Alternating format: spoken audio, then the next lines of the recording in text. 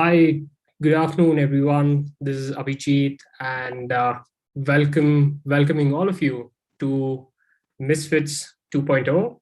Uh, Misfits started last year as an initiative to find the most impactful change makers from South Asia, and we had a massive celebration last year. And this year we're back. This is the first series of pitch events that we are starting. We have some phenomenal partners that are backing us again this time. And so to give you a quick introduction about what Misfits is, it started as a virtual pitch event across 15 regions in the Southeast Asia that aims to create a platform for social entrepreneurs, innovators, and change makers to come showcase the phenomenal work that all of you have been doing and connect with each other, network, and expand, scale up the work that you've been doing so far. While we are doing it as a series of pitch events, it's not just another pitch event. What we have been building over the past few months is a community that keeps growing, and we keep doing it even more to a larger capacity. We are taking a global coverage over 15 regions in Asia, highly impact focus for social entrepreneurs like you that are creating a better future. And not just that, through all the partners that we have, we are seeding these ecosystems for stakeholders to come together and engage and support early stage entrepreneurs like you. And the community is something that ensures the sustainability of this entire initiative, even after we complete today's pitch event. The focus regions for us at Misfits are primarily these regions across South Asia.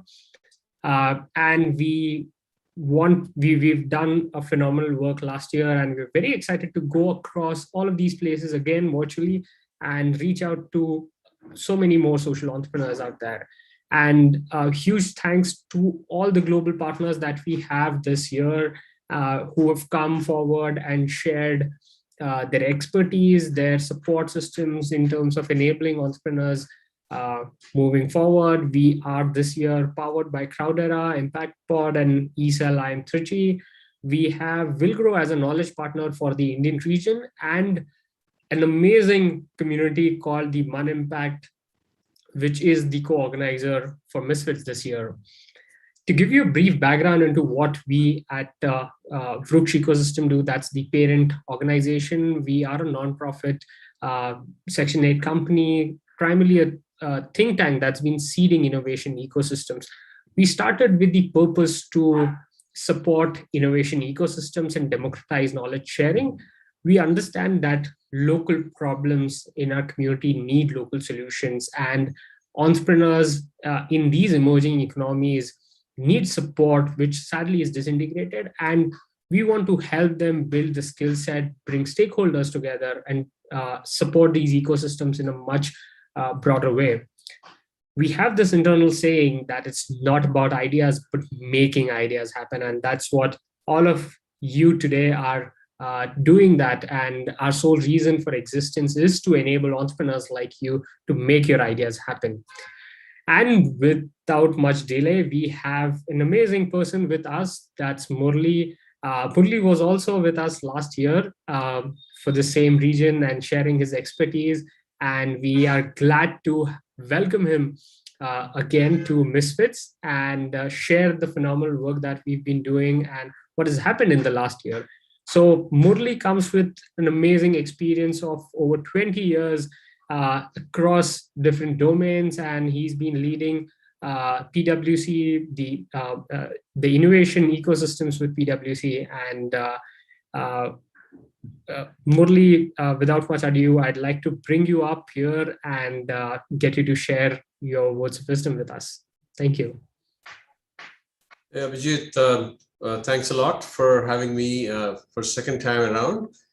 Glad to be associated still, and it's folks on the call. If I'm looking a little pale and not very well dressed up, pardon me. I just landed from a flight from a break. This is the best I could present myself at this moment. And the same goes to the way I will speak this afternoon. Probably a little less organized, but that also is a depiction of the way the social ecosystem is behaving nowadays and going to lots of changes. And I was just going through the impact report which Abhijit circulated to me. The number of startups, the sectors they circulated. It's fantastic coverage you guys got, Misfits team. Big congratulations to you.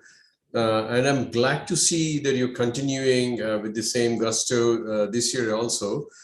But one thing caught my eye is the sectors and problem statements which are listed there, right?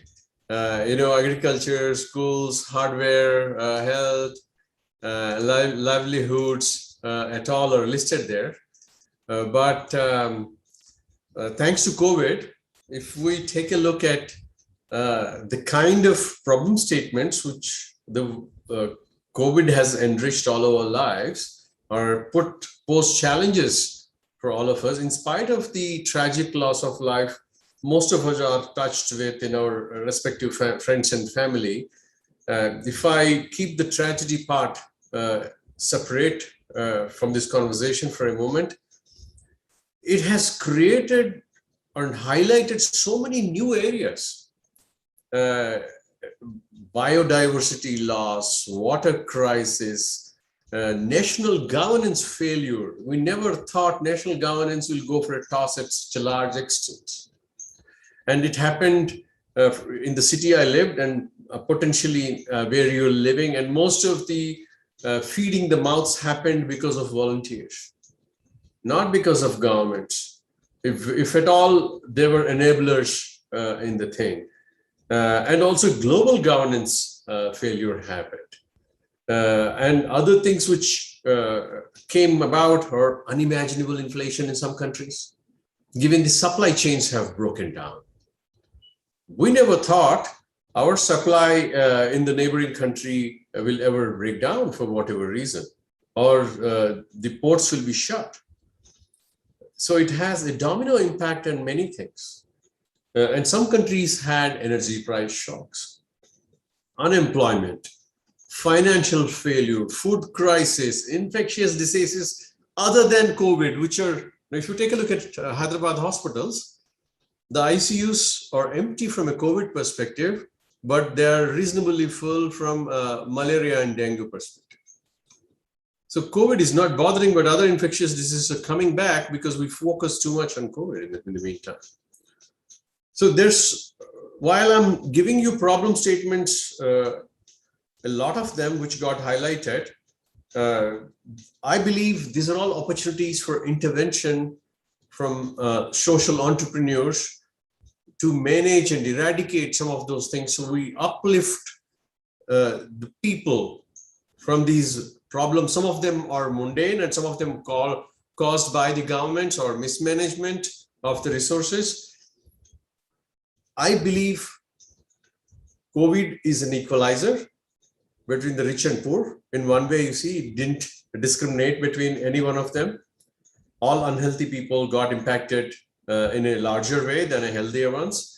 But at the same time, it has created lots of opportunities. Whenever destruction happens in the world, the opportunity comes. And I see lots of opportunities, specifically from the lens of a social entrepreneur. Pausing there for a moment on the COVID-related things, I always believe, and more so now in the post-COVID world, there is evidence. Now people are turning more towards impact and impact, I say, putting impact before profits. And when I say impact, it doesn't have to be always measurable profit. They're even measuring other aspects of, let's say, community upliftment or betterment of diversity in your respective corporate, or education quotient of the families of the workers in your supplier network, the working conditions of the employees of your suppliers. They're taking the definition much farther down outside the perimeter of your company. What used to happen before, maybe mostly relatable in the Indian context. Hey, you're a listed company, you have a CSR budget, make sure it is spent, tick in the box, SEBI filing is done, everybody is happy. I don't think that is going to work anymore. We are calling it the biggest opportunity of the millennium, of the century, ESG. We're calling it ESG is the biggest opportunity ever to happen. And my personal belief, while none of the reports of most of my competitors and my own firm, by the way, I just want to give you a disclaimer, all opinions are my personal, do not reflect my employer. None of them identify actually social startups and social entrepreneurs are going to be the game changers. I believe they're still filtering. There is so much noise now on ESG. Lots of money is being pumped, both in consulting and both in setting up frameworks, and also measurement of what an enterprise is doing in ESG and how that could be scored. And lots of scoring frameworks already are there.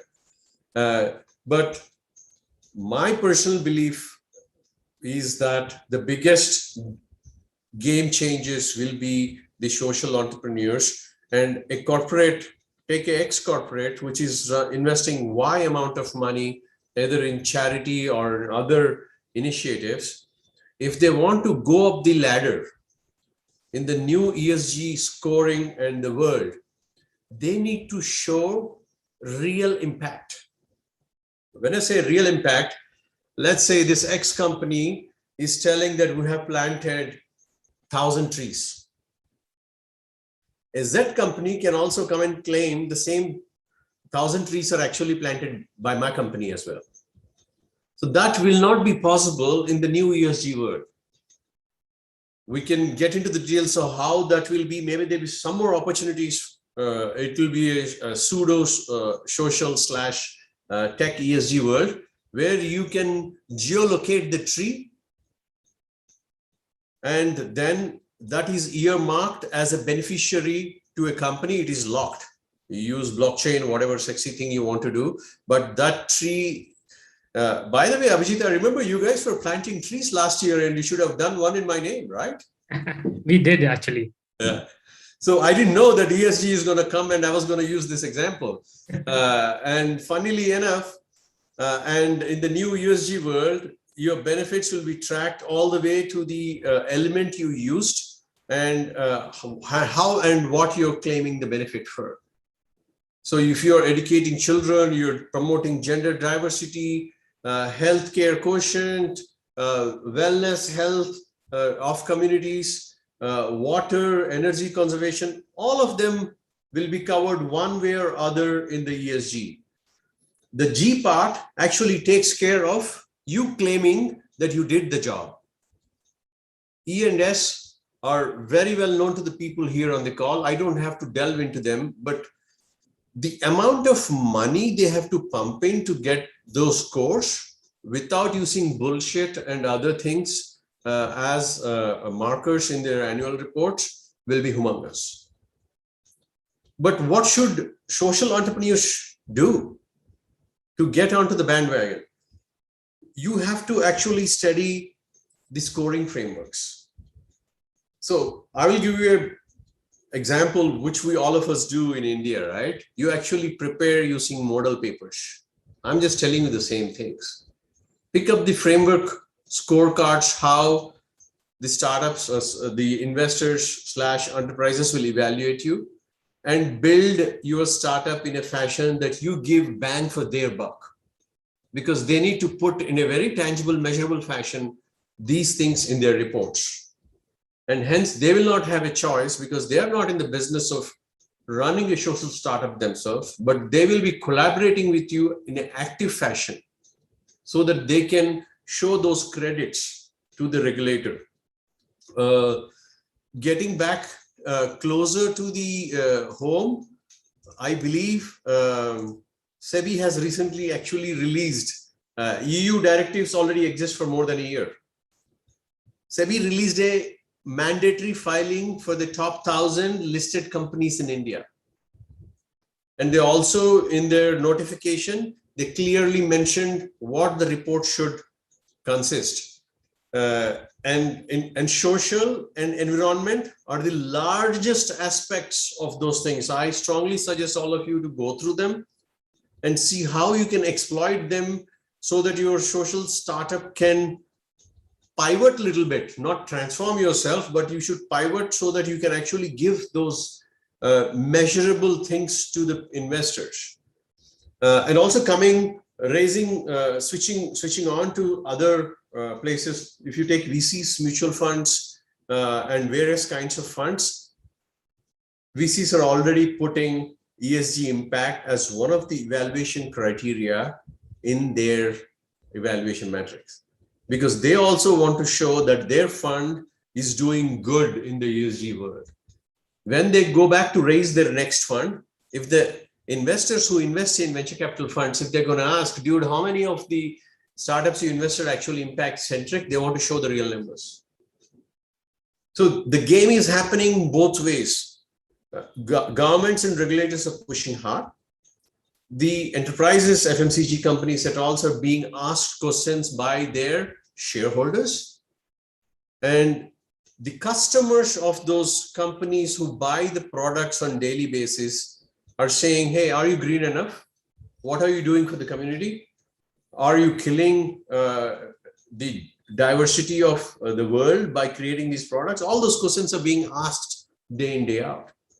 And it is proven that enterprises which are friendlier to the ESG world are generally better off by a large extent. Feel free to Google, various PwC reports are available, PwC ESG and the sector name you're looking at. Lots of nice information, and make sure you go through the SEBI ruling as well. Overall, my belief is the next 2 years will transform the ecosystem into a different league altogether. And also, there will not exist a non-ESG friendly fund in 2 years from now. There will not exist. Mark my words. That's how the projections we are telling is, that's the amount of pressure the regulators and customers and stakeholders are putting. And it is imminent, and it is not an option for anybody. And it is important for us as the dwellers of this planet to direct all our energies to achieve these goals. I think I spoke long enough, Abhijit. If you guys want me to focus on anything, I can do so. Or if you think you have questions for me, I'm happy to answer these. Absolutely. I think if there are any questions from the audience, you could please raise your hand and we could unmute you and ask the question. But in the meantime, I have one direct question, Murali, here. So you mentioned that there's so many stakeholders, right, from funding agencies to corporates to funders, all of them who want to take a bite of this ESG pie and showcase that they're doing impact. So from a social entrepreneur perspective, what would be that hack, or what would be the best way to pitch myself to these people so that I can further take my cause to the next level?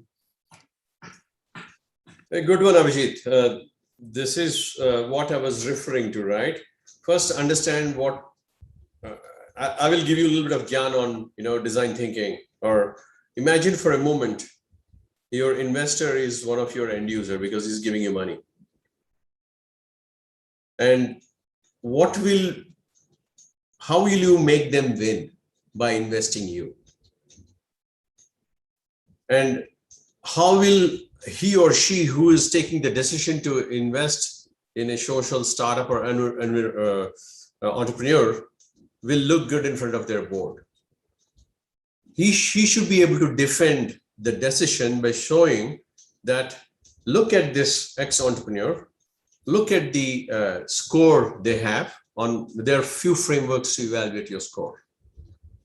And do a volunteer scoring for yourself in a very genuine fashion. and improve that score as much as you can. And while you're doing in the process, two things will happen. You will understand how the world looks at you and the elements in which you're not so good. So it's just like a JE or BITS prep. If you're weak in trigonometry, go brush it up. Or if you're not able to measure it, then it's not the act, but the measurement is not scientific enough. You need to improve them and then pitch to them. So that otherwise what happens, you go with the same old deck, which doesn't have measurable impact from a ESG perspective from any of the standard scoring mechanisms, then they have to do it for you. Then your cycle will be much longer. Make his or her life easier for the enterprise who wants to invest in you. Make yourself more appealing by speaking their language. And also genuinely being, I'm not saying do just window dressing. That's not what I'm saying.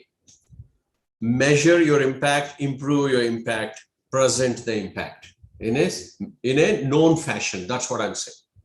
And that's a sure shot success, at least to have a serious consideration of investment. Last but more generic Gyan, please don't forget that you are a social entrepreneur, you're not a charity. Your business should be self-sustainable, and self-sustainability is not there, your impact will be low. Even large investors look for scalable social startups because they want to have larger impact at a region or a country level. So hence it looks good on their CVs. So please don't forget scalability aspect, even though you are a social startup. Those are the two advices I have. Thank you. Awesome. Definitely, I think that's a phenomenal advice. I think adding that ESG slide to all of your presentations will probably take you a step closer and definitely being more sustainable. And I think I have seen this in the nonprofit ecosystem also. So I come from a startup background to the nonprofit sector, and I always feel that why aren't nonprofits also thinking about sustainability? Yes, impact is important, but unless you are sustainable, you will never achieve that impact. And I think the more people that realize that, I think it will be better for the ecosystem itself. So we have Dibyendu. Do you want to take your question, please, Dibyendu? Yes. Hi, Murli, I'm Dibyendu. I think thanks for that great information on the ESG part. So I'm finding a fundamental problem because we are trying to solve problem for MSME in terms of exports from India, trying to build an entire ecosystem around exports so that, after all, 95% of exports from India happens only through 5% of top exporters, right? Now, when I try to bring in this ESG, right, for example, if somebody has to send a leather jacket, right, they have to get a wildlife licensing, right? Now, they do not know how to do that. Somebody who is trying to sell, export a kind of an Ayurvedic product, they need to go ahead and take an Ayush Ministry regulations and need to follow with that. Similarly with spices, because we are exporters of spices, because these are small manufacturers, they don't understand the nuances with respect to regulations, especially be it in the origin country or in the destination country. For example, wood, right? Any kind of wooden products. So there are a lot of nice handicrafted products. Now, where we understand that ESG has to be inculcated in terms of reaching out to investors, but apart from that, also there's a lot of regulatory parts that comes into picture and blocks it, right? In terms of applying this ESG, and it's a kind of a Herculean task to solve this and bring this ecosystem. How do you see this being changed in the coming years, right? Because imagine 10 different product categories and 10 different kind of regulations with respect to an environmental effect. Yeah, very, very different take on ESG, but let's separate both of them a little bit, Dibyendu. The question you're asking is more on ease of doing business for MSMEs, given the very complex regulatory landscape, especially from an export perspective. Yes, because ESG also, because we are into social entrepreneurship, right? We are trying to help these MSMEs who have no clue of even what a custom shipping bill is, right? Forget about the environment. I hear you. I actually believe, if let's assume, I don't know too much about your business, but I am assuming your platform will enable MSMEs to get their good out of the country. Right. That's one of the use cases I can imagine. Right. And assuming you are a target investee, for example, let's say one of the big boys tech companies, Right. because, and actually one of them is my client, I'm working with them. They are looking for opportunities where they can showcase to the government that they're helping the MSME contingent in getting their products out to the world. And let's take example of one of my non-client, which is public news. You guys will know it. The way Amazon is trying to push the Indian handicrafts onto their .com, not in, is not exactly motivated by profit. And they're taking care of lots of issues with payments, export regulations, custom duty, etc., etc. That's all taken care by Amazon staff. Right.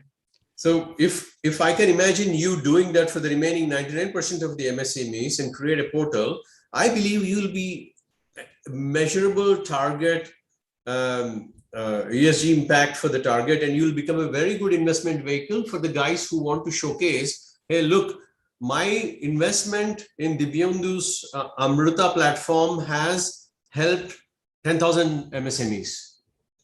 Right. So I don't believe a government will overnight make your life easier at a click of a button getting IS certification. I don't believe so. True. It was just out of curiosity, because I really like the ESG part of it, because I've never thought of it. I'm going to inculcate that in my decks. My second question, I hope I'm not taking much of your time, is with respect to the research, the secondary research in terms of identifying where we are trying to, in terms of a GTM point of view, right?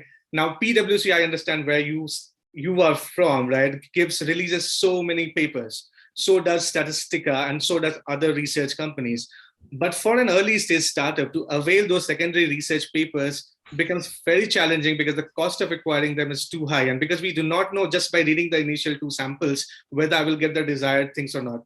Primary research within India, it's okay. But when you try to go outside India doing a primary research, again, it's a very costly process. How do you solve this research problem in identifying whether you are the right track or not?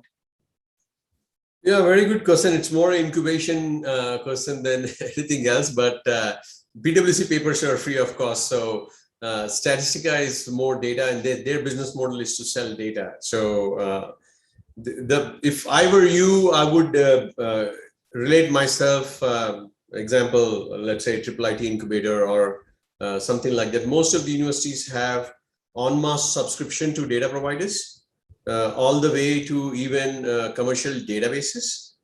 The same way we buy for our own consumption almost all databases from Gartner to everything under the sun. But that is for the 2 lakh people who work in PwC in world will get access to them. And it's with a fine print which says that report will never leave PwC's premises. So our typical universities have those contracts which they get for research purposes next to nothing. You need to associate yourself with the incubator which has access to these databases. Antara, make sure you touch base with Divyendu and give him some help. I'm sure you speak the same language, should be easy. Look forward to Antara. I will knock her. I will reach her out. Yeah. And thank you so much. That's all the question that I wanted, Murli. Thanks for your time. Thank you. I think with that, in the interest of time, I'll take it to the next phase. So thank you, Murli, for that amazing insight. So everyone, that was Murli for all of you. So I think all of us learned a lot, and that was a very interesting take that I think all of us can take back for our own social enterprises, and inculcating that ESG framework into our pitch decks. I think that would definitely ease a lot of challenges for us and for potential funders.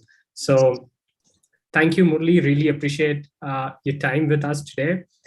Moving on, we have introducing our regional partners. So there's Global Shapers Hyderabad and AIC IIIT Hyderabad with us, who are championing the regional co-host role.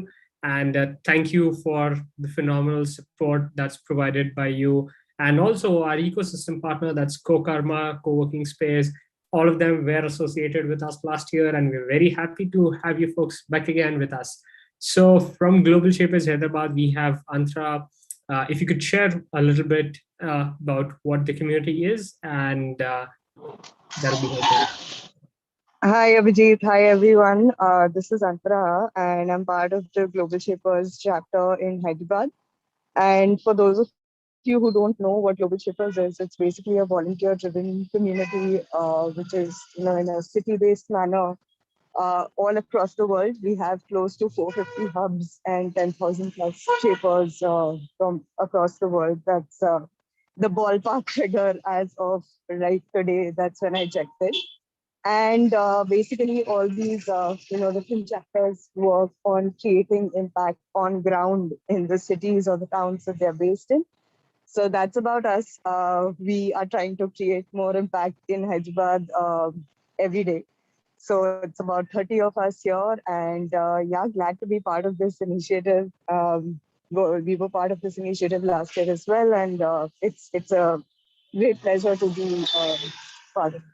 Thank you. Thank you, Antra. So Antra is also part of Murali's team. So if you need any support at that level, please do reach out to her. And from the Global Shapers community as well, they are a phenomenal team.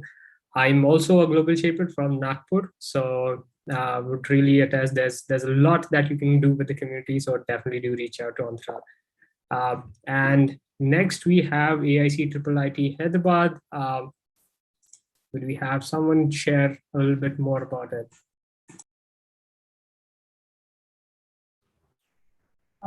We have Abdul. Yeah, am I audible? Yes. Yes, you are. Yeah, hi. So this is Abdul. I'm from AIC IIITH. It's a part of Atal Innovation Mission. So where we support tech-based social enterprises across the country. And AIC is a part of IIIT Hyderabad ecosystem, where we have CIE, which is the largest and the oldest ecosystem incubator in the Hyderabad. So glad to be part in the second year as well. So we were part of the first year, and we got some good startups there. Looking forward to all the pitches today. All the best, everyone. Yeah. Thank you, Abdul, so much. And next we have Kokarma. Yeah, Tarun is here with us. Tarun? Hey guys, thank you Abhijit and thank you Anupam.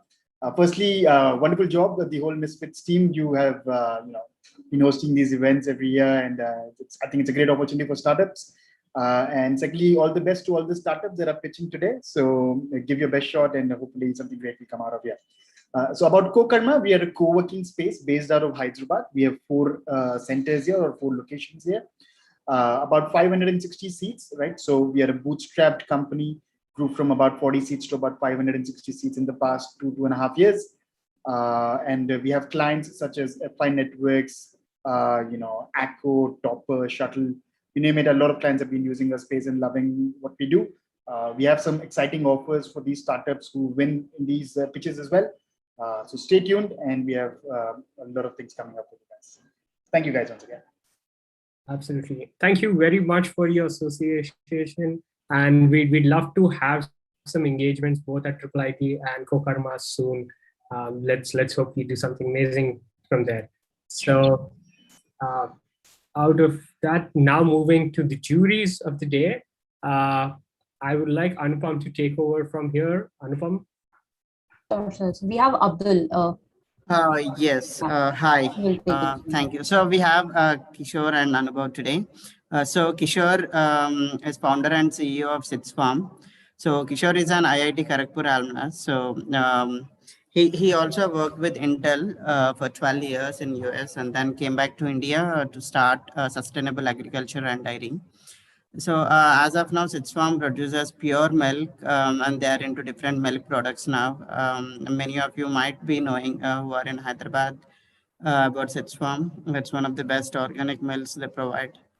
Welcome, Kishore. Thanks. So can I have a few words from you for the startups? Thank you guys for having me here. Thank you, Abhijit. Thanks, Anupam. Thanks, Abdul. Yeah, I look forward to the session. I think anything to do with helping startups, right? I think it's a great, thing to do because, really shaping, helping them, starting from, creating that first good problem statement, right? To, eventually figuring out the solution and cracking the market, right? Any sort of incubation support is great help for a startup. So I'd love to be part of this, yeah, all the best, guys. Yeah, thank you, Kishore. The next jury we have Mr. Anubhav. Anubhav has a decade of experience in the startup ecosystem. So he is presently the head for Deep Tech Incubator in CI, Center for Innovation and Entrepreneurship at IIIT Hyderabad. So he's also the Hyderabad City Lead for Head Starts Network Foundation. He is also chair for India HCI 2019. There is a many more Anubhav. It takes long time to tell. So Anubhav, I want you to quickly introduce and then tell a few words about the startups. And thank you so much for joining today. Thank you, Abdul. Am I audible? Yeah. Yes, Anubhav, please. Yeah. So yeah, thank you so much for having me. I mean, not directly have been associated with Misfits initiative, but yeah, definitely through our Atal Incubation Center, which works with social startups, and have been hearing from Abhijit and recently got in touch with Anupam also. So thank you for having me. I mean, yeah, the ecosystem here is kind of very closely knit. I mean, you can get help at just over a WhatsApp. The connections and all happen, whether it's from the corporate side or from the incubator side, or getting in touch with investors or raising CSR funds and other things. So it has been a great ecosystem, and we are every day growing with a good pace, with the government coming in and other people helping enablers. So like Kishore and all, who volunteer their time to help these startups to scale in the journey. So yeah, I mean, good to be part of it. Thank you so much for having me. Thank you both of you for joining us, and I really appreciate your association with us. Yes, thank you so much, Anubhav and Kishore. Thank you, guys. Yeah. Can you please change the slide, Abhijit? Abdul, please. Yeah. Okay, so we'll be moving on to the pitching. We'll be giving you this access. I think screen share rights are given already, so you can share your presentation. So you have 5 minutes to present, and then at the end of 5 minutes, we'll be moving on. So you have a 5 minutes pitching, and then followed by Q&A with the jury. So Vaishnavi here will be helping us to keep the time. So at the 4 minutes, she will be giving you a heads up, and at the 5 minutes end, she'll be saying time's up. Okay, so we'll be going with the first pitch. So we have Prachi from Naidisha. So Prachi, Naidisha team, you can share your screen now. Yeah.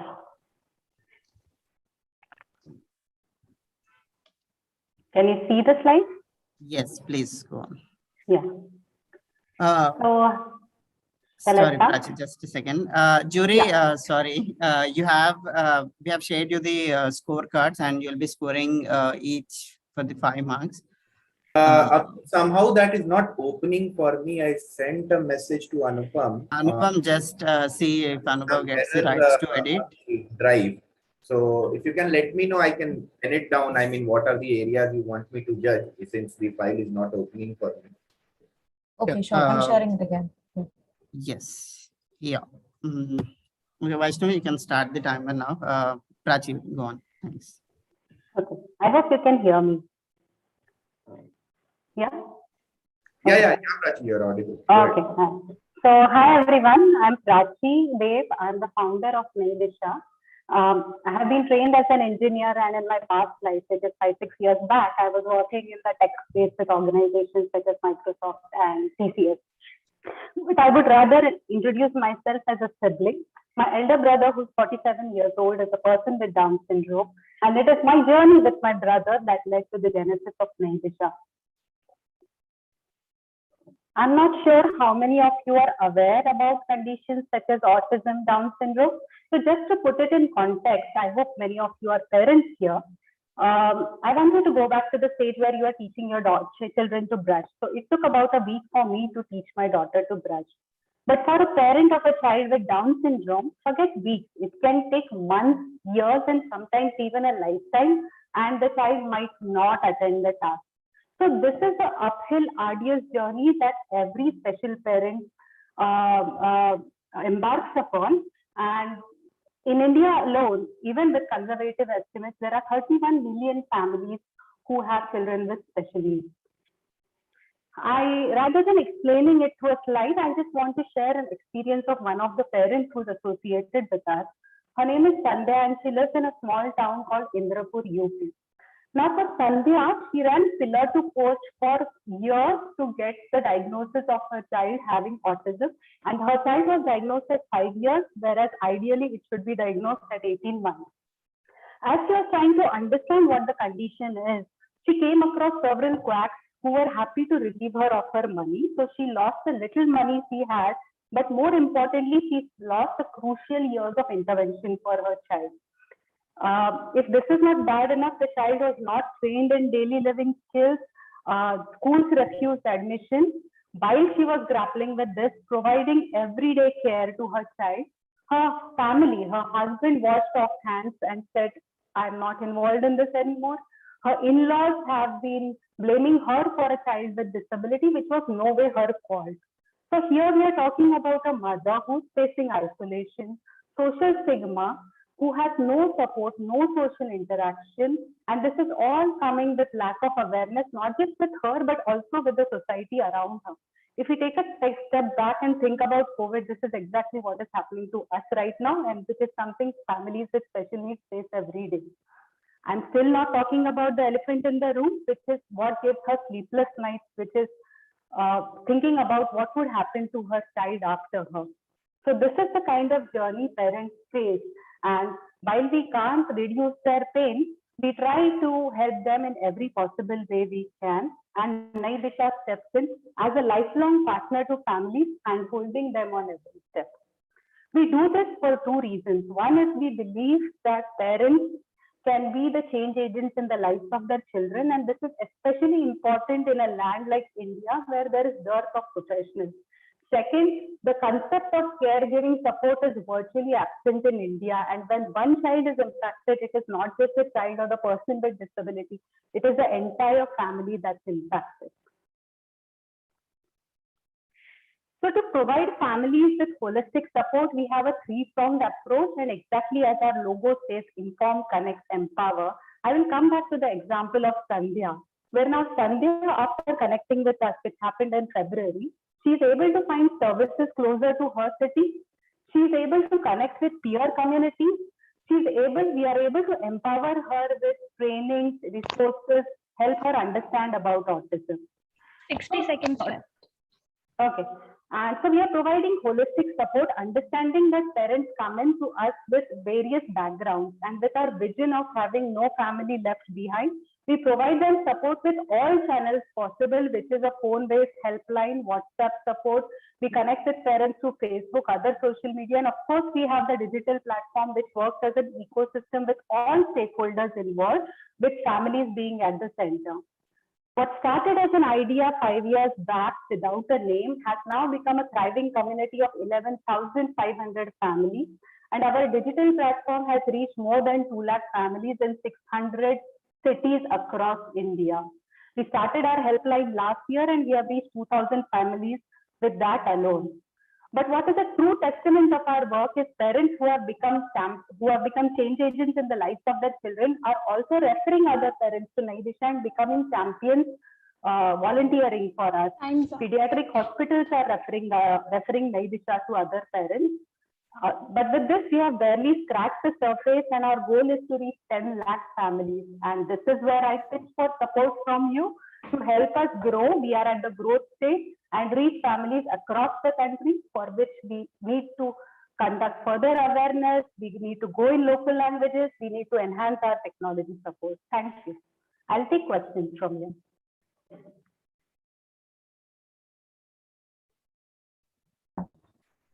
Thank you so much, Prachi. Over to jury members. How do you make money, Prachi? We rely on philanthropic funding for we are a non-profit by nature, and as you might know, NGOs have their own rules and regulations on how far we can get support. But we are looking at other means of sustainability, which is corporate workshops, supporting families and employees of corporates. Second is parent training programs, which are long-term. And also with our resources and having, at some point, we are looking at subscription model as well. So I don't understand, so as an NGO, you cannot charge money from your clients. Maybe you cannot take home a profit, but can you not take charge your customers or the families a small fee for the service you provide? It comes from challenges. See, it's not that the rule is that NGOs cannot make money more than 20% of their expenses of the funds they raise. That's one part of it, but of course there are solutions for that, starting having a for-profit enterprise as well. But what I want to talk about is, see, it depends on the problem that you're trying to solve. Here we have parents who are not willing to accept their children. So charging them a fee might not help us do the work that we want to do. But at the same time, we are looking at subscription, and parents who can pay can support us. But that will be later in the roadmap. Okay. Thank and you. also with corporates, when we are not directly charging the parents, and it is the corporates who are paying for our support. Thanks. Prachi, how's the ecosystem in this field?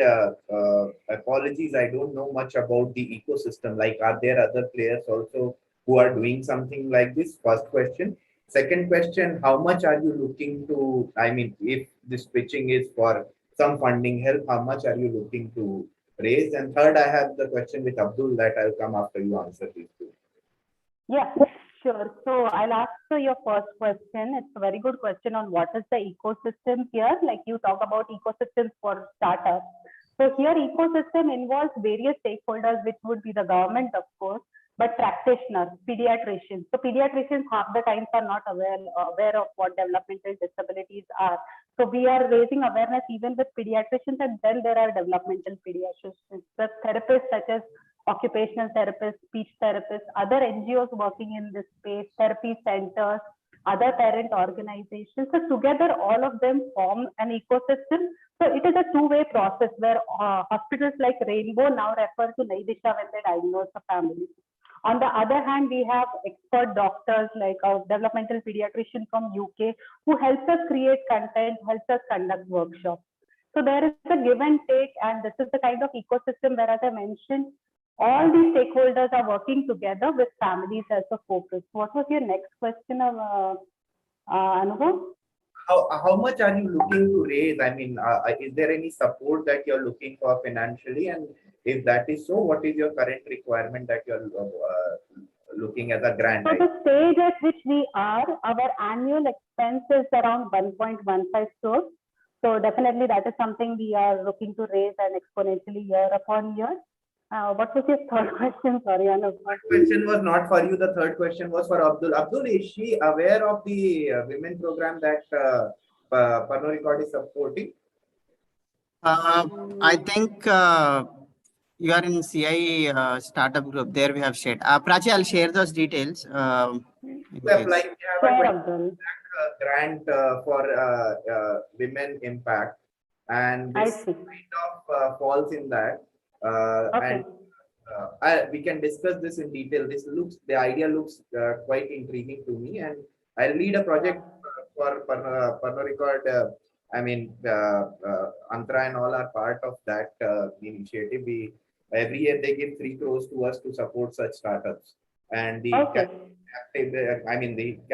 cap is up to 25 lakhs. So that is why I was asking what the requirement. So would like to. That sounds very good. So would like to look into that. So Abdul can share more details, or you might have my number, so you can reach out to me once. That yeah, absolutely. Thank you, Prachi. Thank you. Thank Yeah, you so much. thank you, Prachi. Thank Thanks. you. Yeah, so we'll move on to the next presentation. So we have Shivangi from Umeed, First Leap Project. Yes. Hi, everybody. I just 1 second share my screen for you all. Please let me know when you can see it. Yes, please go on. Okay. Sure. All right. So, hi, everybody. I'm Shivangi. I'm from Umeed. I'm part of the program team in the organization. And Umeed is a registered society that works towards women's empowerment. I'm here to talk about our COVID rehabilitation program called First Leap.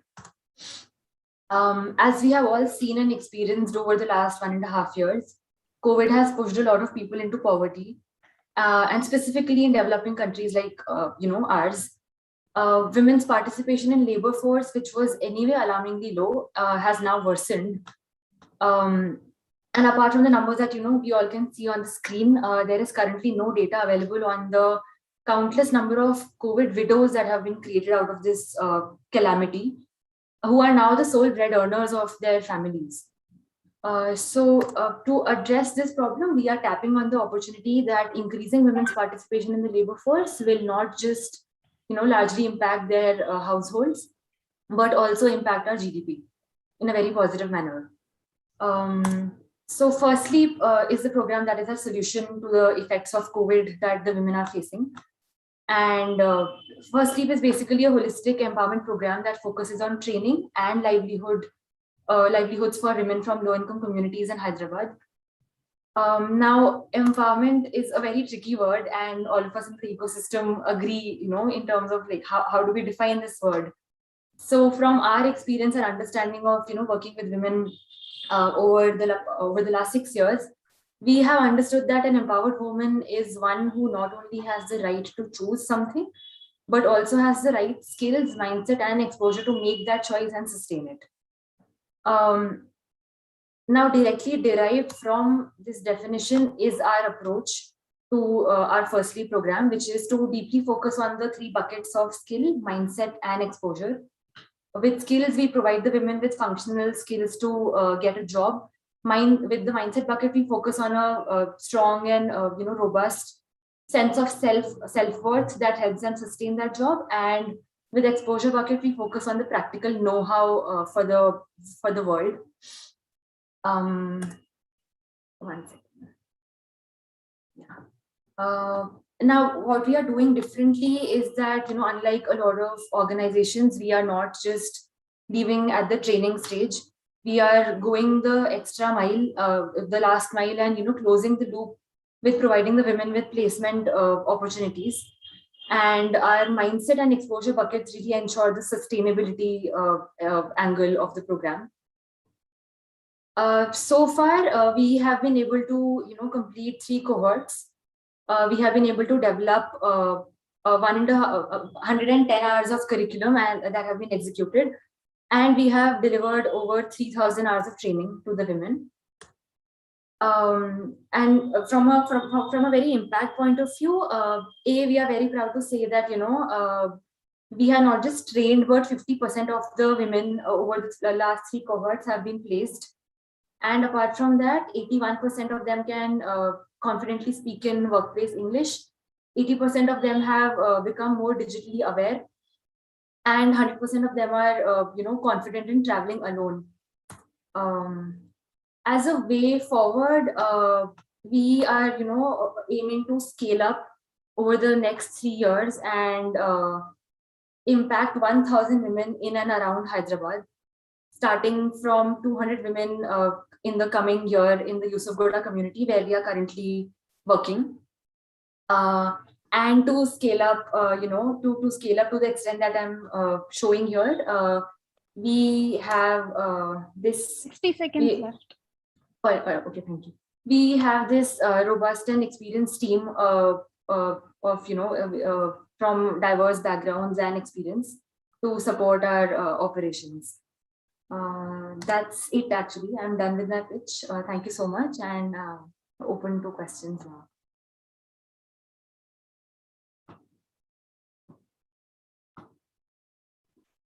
So how do you place your people, Shivangi? How? Okay. So, sir, so far, we have had personal contacts in the recruitment industry where we've tried to place the women with, small scale family businesses where we personally know the recruiter. So these have been, ranging from general stores to handicraft stores to, stores like Top Chop, which are into, meat processing. These have been some of the partners in the past. And in your business model, how do you charge? I mean, how do you make money so you can scale? Okay. Like I think Prachi also explained, as a non-profit, we can't really charge the beneficiaries. But and I mean, so far we've been, depending on funds from our network of funders. We are now, working on CSR partnerships as well. Now that we have our 12A and EPG in place, we have started taking a very small fee from the beneficiaries as a seriousness mechanism, at least. So, what we started is taking 200 rupees from them and sort of reimbursing it at the end of the program to ensure their accountability to the program. So, yeah, you can think of concepts of paying forward, right? So one of your people gets placed somewhere, maybe they can, donate some part of their first salary or a little bit of the salary, so it helps the second person. You can impact. Maybe the existing people who get placed can pay forward. That makes sense. Thank you so much for the suggestion. Yeah, we would love to work with you. If you have recommendations, do connect. We'd love to connect with you, Shivangi, and see if we can use people from your network that you're training as part of SIT's team.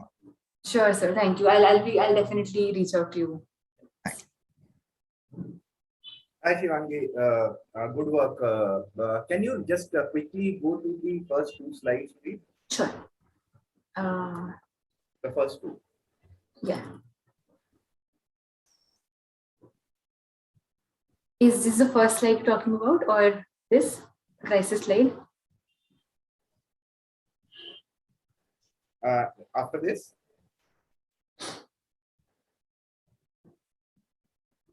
Sure. So what? I guess I missed that part of it, on the skills part of it. What exactly are you helping them with on the training? Okay.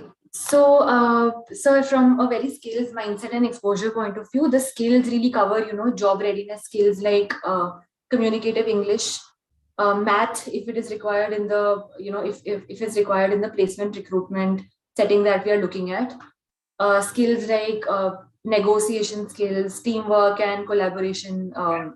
People who are hiring them? Sorry? Who are the people who are hiring them?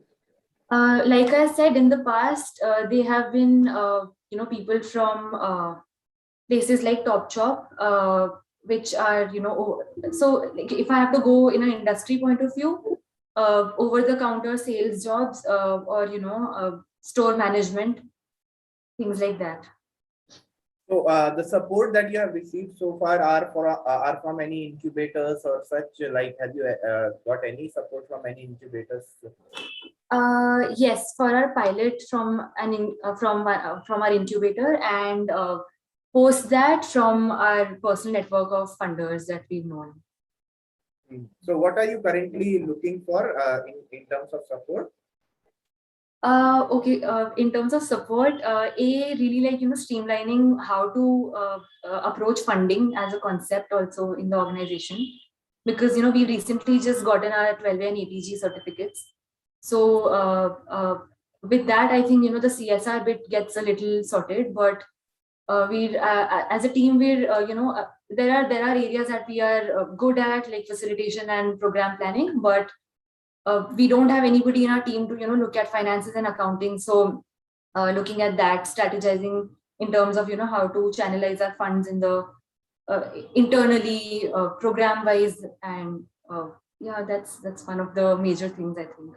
there any technology angle that you're using to it? In the interest of time, Abdul, stop me if I am like blabbering too much. Yes, so you have 30 seconds.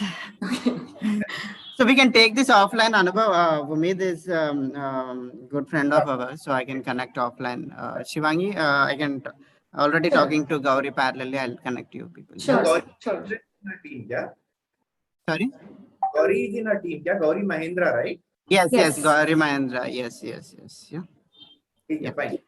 Yeah. Okay, Shivangi. Thanks. Thank you so much. I'll just stop sharing my screen. Yes. Yeah. Okay. So we have Arun Teja from Sun Biotech. Arun, Yes, you can yes. share the screen.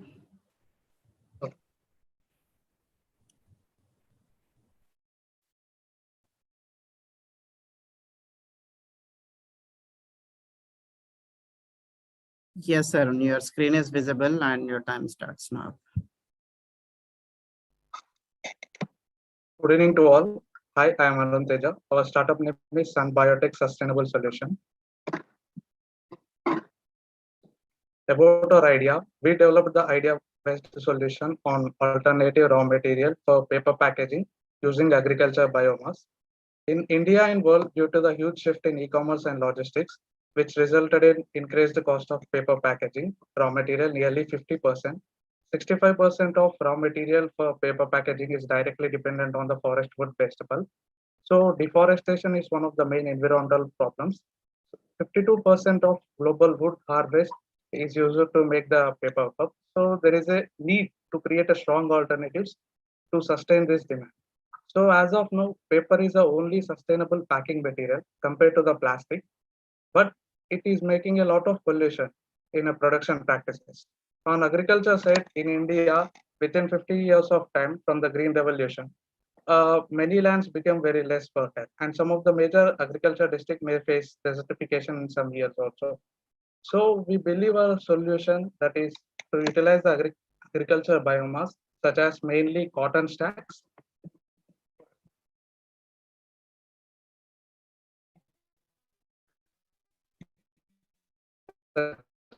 Mainly cotton stacks and also sun hemp as a primary raw materials for the production of the paper pulp, and these two can solve both issues from the agricultural and also from the paper packaging industry. So the special or uniqueness on our idea is the map. Hello.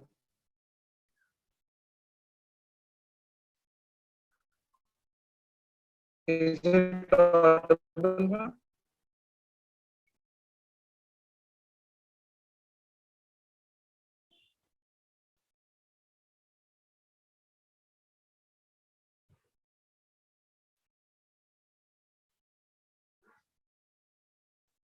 Hello. Arun, we lost you. The special.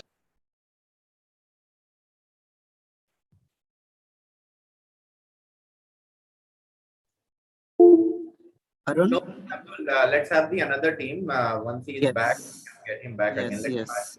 Yeah. Okay. Okay. Arun is here. If you wanna continue. Sorry for that. Actually, my internet is not stable. I will share screen again. Arun, you can turn off your video. You can save. Oh.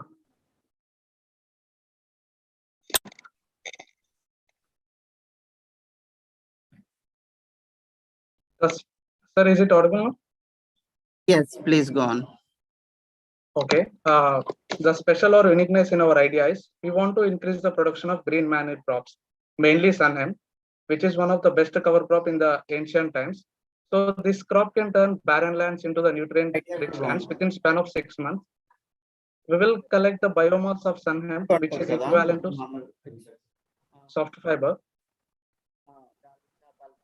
and can cut imports of the soft He is fiber. giving farmers the.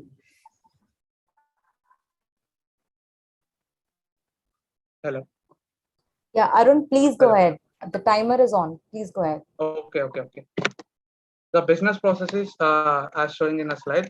We will produce the quality seeds, and we will connect with the FPOs, and we will set up the contract farming with the farmers to grow the crop, and we will collect the biomass from mainly hemp and the cotton stack, and we will utilize that biomass to make the production of pulp and paper products. A target market and opportunities like global packaging paper is currently increasing in a huge demand, and also many industries in India, mainly paper packaging industries, are importing the pulp from another countries such as China and Europe.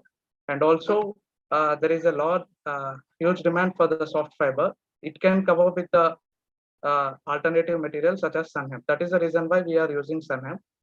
Cotton, many another companies also utilizing these type of ideas, but the thing is, what happening means they are only using 2 to 3 types of the residues. But 60 seconds left. Yeah, so you have 60 seconds left. Go ahead. Okay. Our revenue model is we will sell the pulp and also paper products to the paper packaging industries, and also we will also sell the paper products to the directly connecting with the B2B and B2C units. That's about it. Thank you.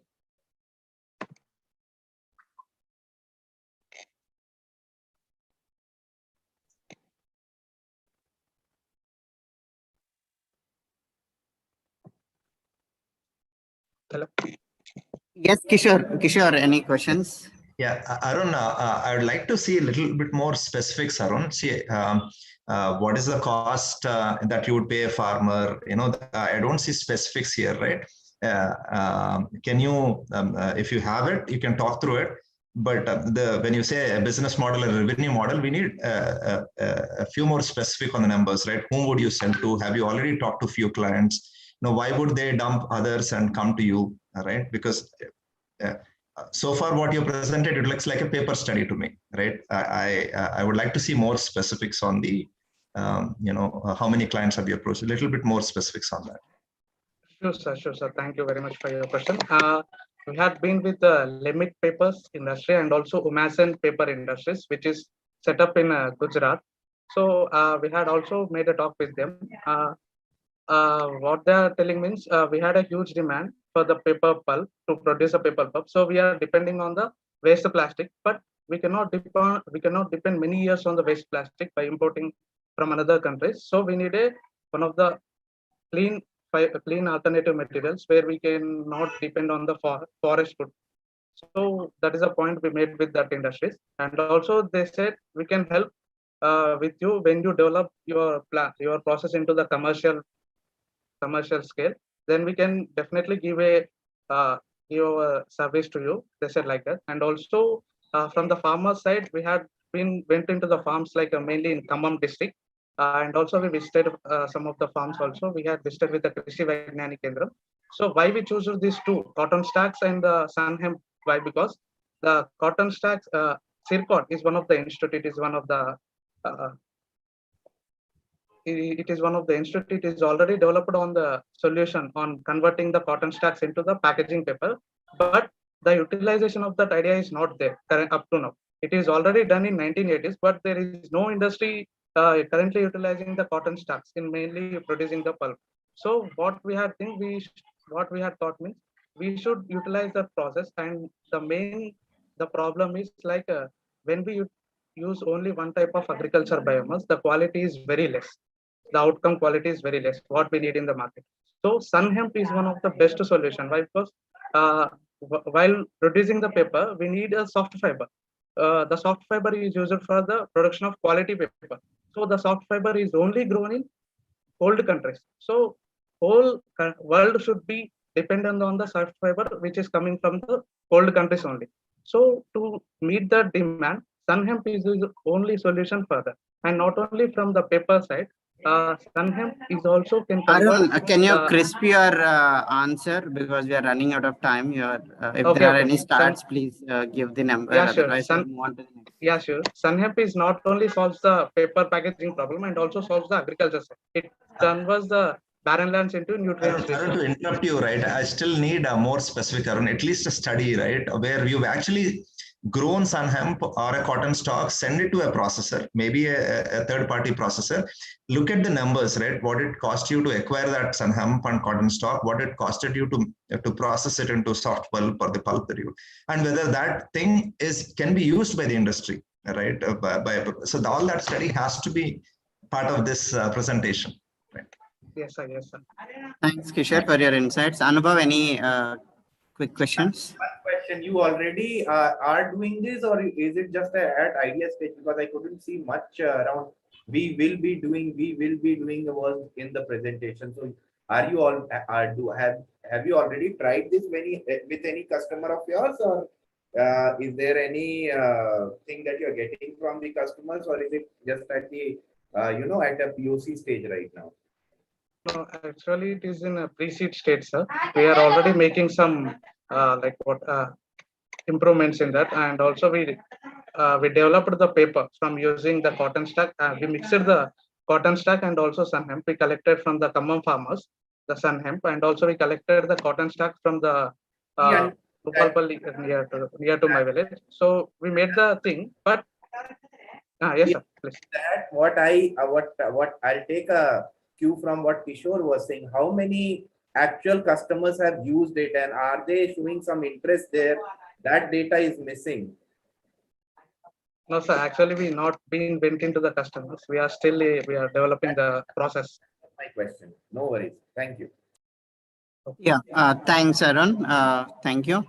So we'll move on to the next one. So we have Akshit Reddy from Fruit Asia. Hi, Akshit. You can share your screen.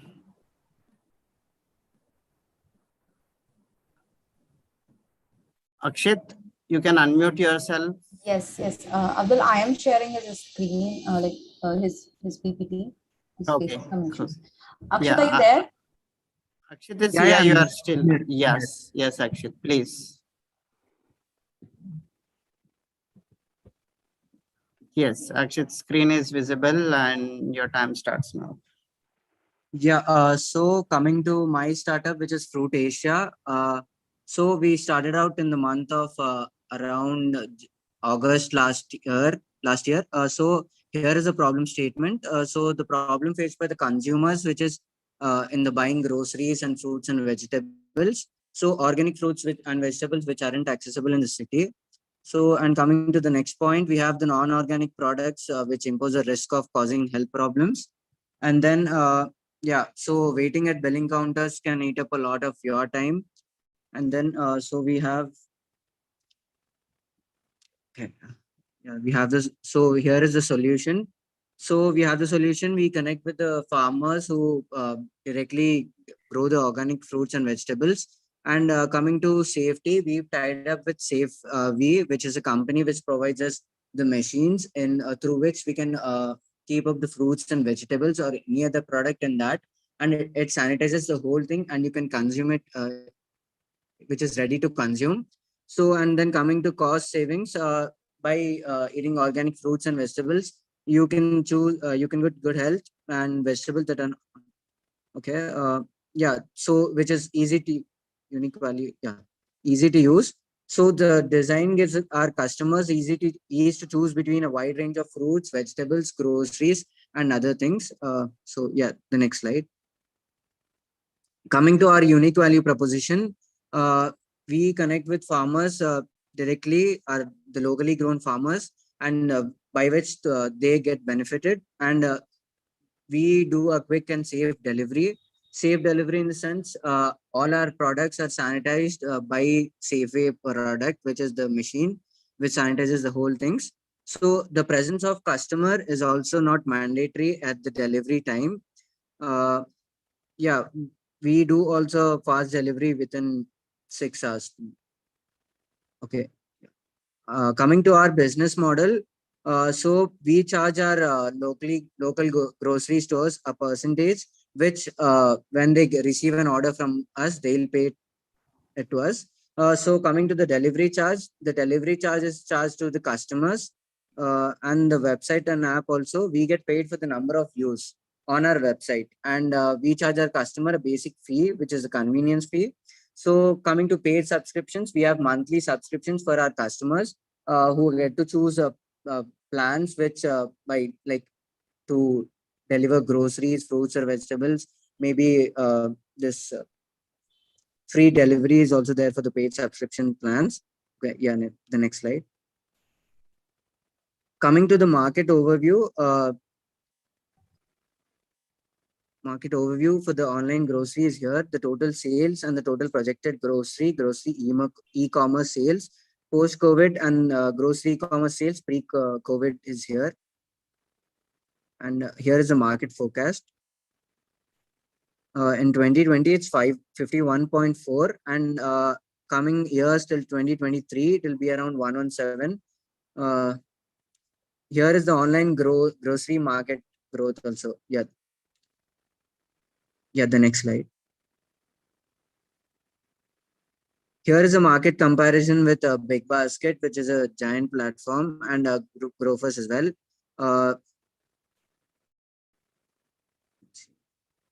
Here is the occupancy by our grocery specialists, who are these Big Basket, Grofers, Flipkart, coming it be Amazon or something. Yeah. Here our competition. So 1 minute Big left. Basket. Yeah. So coming to Big Basket, Big Basket doesn't deliver organic fruits and vegetables. So Big Basket also doesn't deliver the same day. Big Basket doesn't support farmers. So coming to JioMart, it is not a user-friendly interface. JioMart doesn't deliver organic fruits and vegetables. JioMart also doesn't deliver fresh meat and seafood. Yeah, the next slide, please. Yeah, our competition. Yeah, the next slide. So here is our traction from last year. Coming to 2020, we've had 50 clients, number of orders are 100, gross revenue 75,000, and net revenue. Coming into 2021, a number of clients have grown, our orders have grown, and gross revenue has also grown. So our expected revenue and orders and clients is given here. Yeah, the next slide, please. Here is our team. Me being the Chief Executive Officer, and Ritesh, he's the Chief Operations Officer. Your time's up. Yeah, thank you. The next slide. Yes, Kishore, Anubhav, any questions? Akshit, this is a field that has been beaten up by many players, right? How do you, what is your plan to win in this, right? Meaning many players entering the segment. What is your differentiator? What is your big differentiator in this?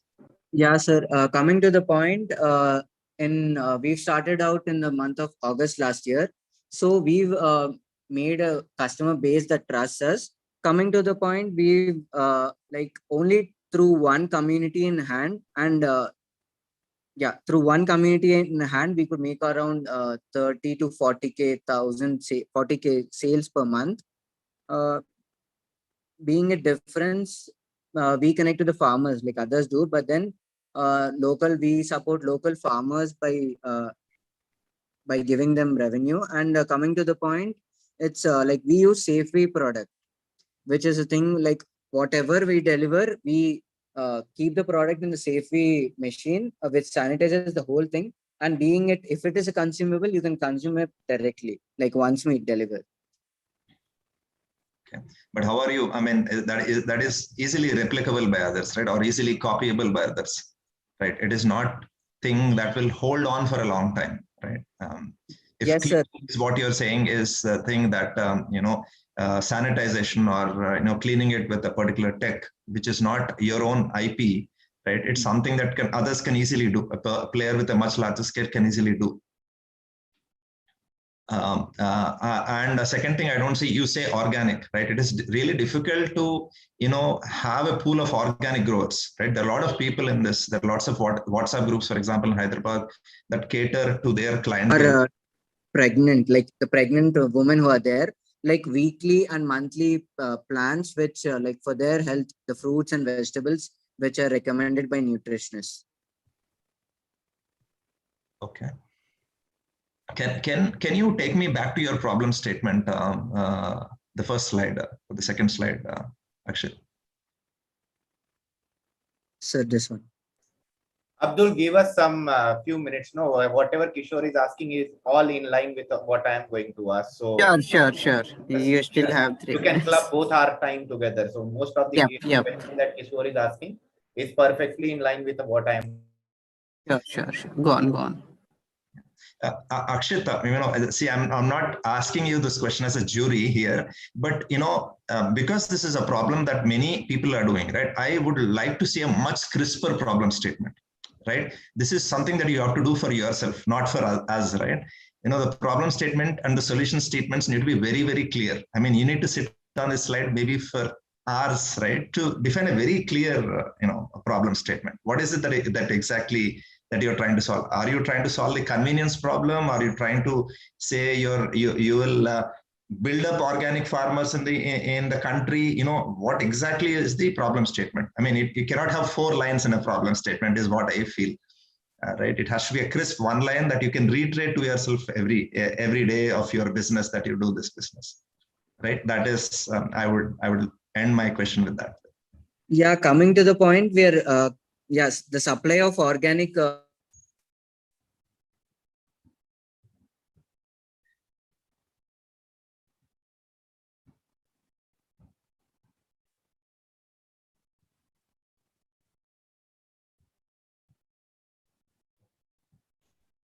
Hello. Some people wanted the next minute, not even the next minute, within hours. So we target that point. But can you really scale that? Yeah, sir. I'll take up that problem. How, Akshat? How do you? How will you able to scale? Not within a day delivery, but then 6 hours, within 6 hours delivery, sir. So again, studies, right? Where are your studies to prove that you can scale, or this is what you've done to scale that? Coming to the research also, not even the studies, but in this whole year, not even in 6 hours, sir, but only with 1 community in hand, we could deliver in less than even 6 hours. Once the customer places an order, we deliver within like whenever the customer wants, like within some time. Some people ask, and then it's like that. So not only within 6 hours, or before 6 hours also, we could do the delivery. Some people. Do you own tech today, Akshit? Are you using somebody else's tech? Are you using somebody else's app, or do you have your own app to do this? Sir, we are building an app. Why not a SaaS app? Why are you building your tech in the very beginning? Yeah, sir. We'll start out with SaaS, and then later on we'll go for our app and website. Over to you, Abhinav. Anubhav, any quick questions you have? No. He just covered all. I'll just give 3 quick feedbacks. Work on your problem statement, as Kishore said. Second, your differentiator is not a differentiator. Any competitor that you're talking about, most of them are not directly your competitors also. And those are not the only players who are in this field. It's a very cutthroat competition, and just the last mile delivery can't be your differentiator. Like Kishore mentioned, any player with a big pocket can come and take away that market. So your differentiator should be little more impactful than what it is currently. And the communication on the slide also needs to be worked upon. What you're doing is good. If you're making money, it's good. It's just that scalability will be a big challenge for you here. That's my input. No questions. Yeah, thanks, Anubhav. We'll move on. Thank you, Akshat. So we'll move on to the next. So we have Ismail from Rentera. Hello, good evening. As Ismail is out of town right now, I'll be taking care of the presentation. Yeah, sure. Please share. My name is Azim Mohammed, and I'm the 1 minute. Let me just share my screen once.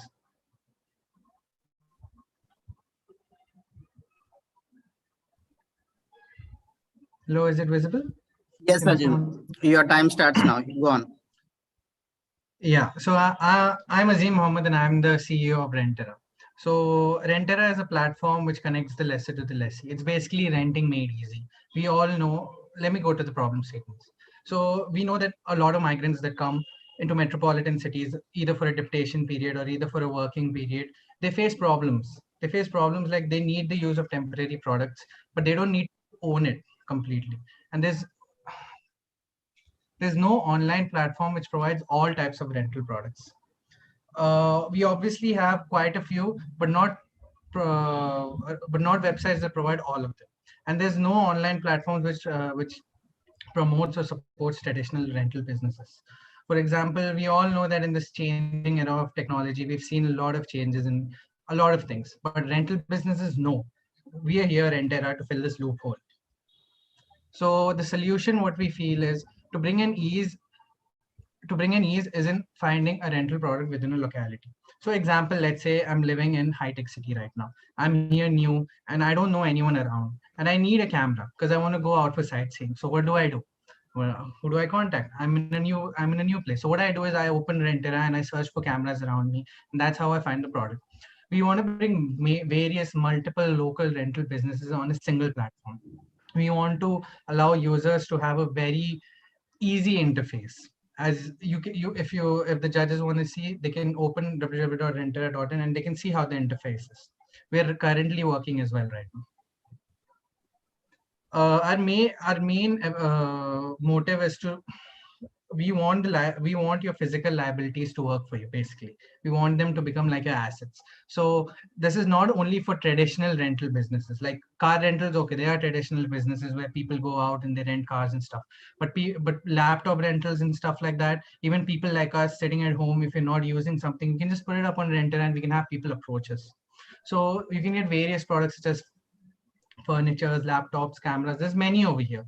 And not to forget that during these COVID times, we were the only ones, I believe, that were providing free oxygen to people around Hyderabad.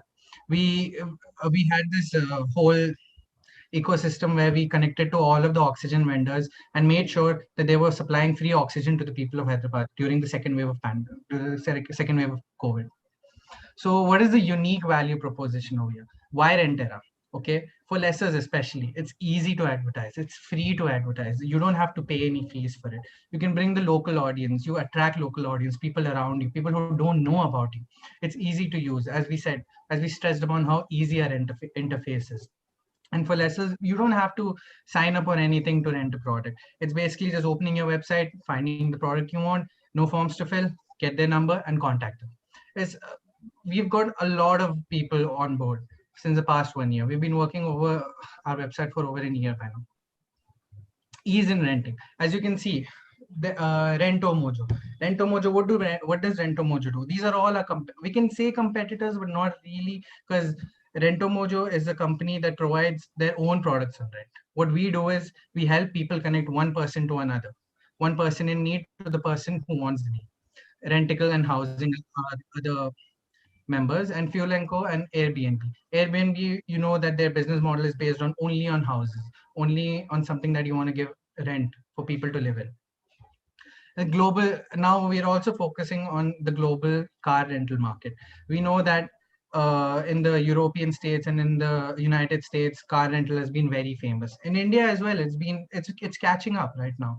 But we believe we can speeden up this process by the help of Rentera, because there are many traditional car rental businesses almost in every street of the road, every street in the city. You can find people, 3 giving seconds left. You have 1 minute. Continue. Yeah, the product market size. In Telangana, we believe that we can get over 1 million plus products. And in whole of India, if we spread, especially stressing on the metropolitan cities, we can get around 10 million plus products. And globally, if we go, this is our long-term goal, and we can get around 65 million plus products. Our customer size, we can have over 10 million plus people opening our website and going through, and in India, over 500 million plus people and 2 million plus people globally if we expand. We're basically, in short, OLX for renting.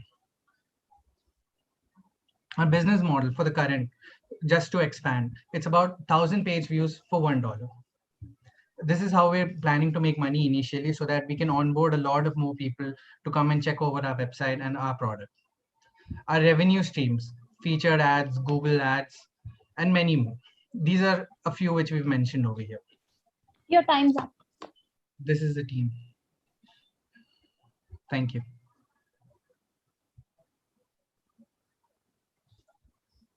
Yes, Kishore. Azim, can you go to your first slide, please? The first problem statement slide.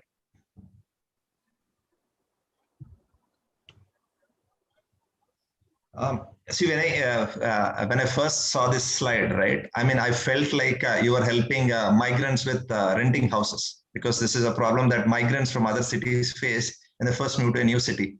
But then as you move to the slides, you build on a much bigger problem, right? I mean, much bigger.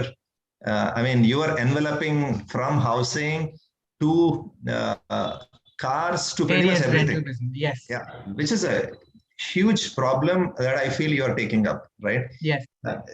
For you to gain expertise in one also takes a lot of time and effort. There are problems that in each I would say segment that you need to understand, right? When you are an enabler, right? You are providing an enabling platform. You know, you need expertise. You need to build expertise in it. I think the problem statement is too large. Is my opinion. Maybe if I had more time, I would have the ability to convince you that we have gone through each and every segment very deeply. What I would say that is like we made sure like we are what do you call an advertising company, like how you know about OLX, right? OLX, they don't take care of the I mean, you see, like you can post your product over there, and if someone wants to buy, they can approach you, right? It's basically like that. We give the ease to people to set their own price, set it for how much time they need and everything. Like we mentioned that before they upload their product. It's more of like a thing like if you want something to put it on rent, you can do it. And you can set your own price. We'll review it, obviously, we'll contact you and we'll let you know everything. And then only we'll upload the product. So that's one thing which I couldn't stress upon because of the 5 minutes timeline. You just change the whole business thing only. I mean, the presentation is something else and what you're talking is something else. Coming to the time, Azim, I don't know how many times you have presented. You don't get more than 5 to 10 minutes to present at any pitching event. So the communication should be done in that only. Now, till now, you were talking about you were a platform that is helping with rental business. Rental business. Now you are saying you are a platform that is listing people who want to rent their things out. You are like OLX. You are not taking care of the logistics. You are just connecting the person who wants to rent it and this. So you are not taking care of the logistics. So how and then you are catering to so many different businesses. How are you going to maintain the quality of? I mean, I have a serious doubt. There are reasons why people the OLX doesn't take any guarantee of what is happening outside. Like it's between OLX only list it there. The responsibility ends there. You meet the person, you do the exchange. It's all between you and. Here you are saying you will validate. Now you are validating a room. You are validating a car. How are you validating a car? You know how many 24 checks are needed in a car before giving to someone. If anything goes wrong, how are you going to be responsible for it? You please work very well on your problem statement, because it's not how you should be defining it. And as Kishore said, focus on one thing that you can cater very well, so that you are known for one thing, not like struggling with 5 different things, because as you move into the segments, the checkpoints changes for each segment. It's not the same checkpoints. It won't be the same team that can evaluate all these areas. So, I mean, you should work on it a little bit and try to, streamline these things and narrow down your problem statement. Okay. Yeah, thanks. Yeah, we have to cut it here. Okay, so we'll be moving on to the next one. Okay. So the next one we have SC Enterprises, SHV. Hello. Yes, we can hear you. Yeah, just a second. I'll be sharing my screen. Give me a second.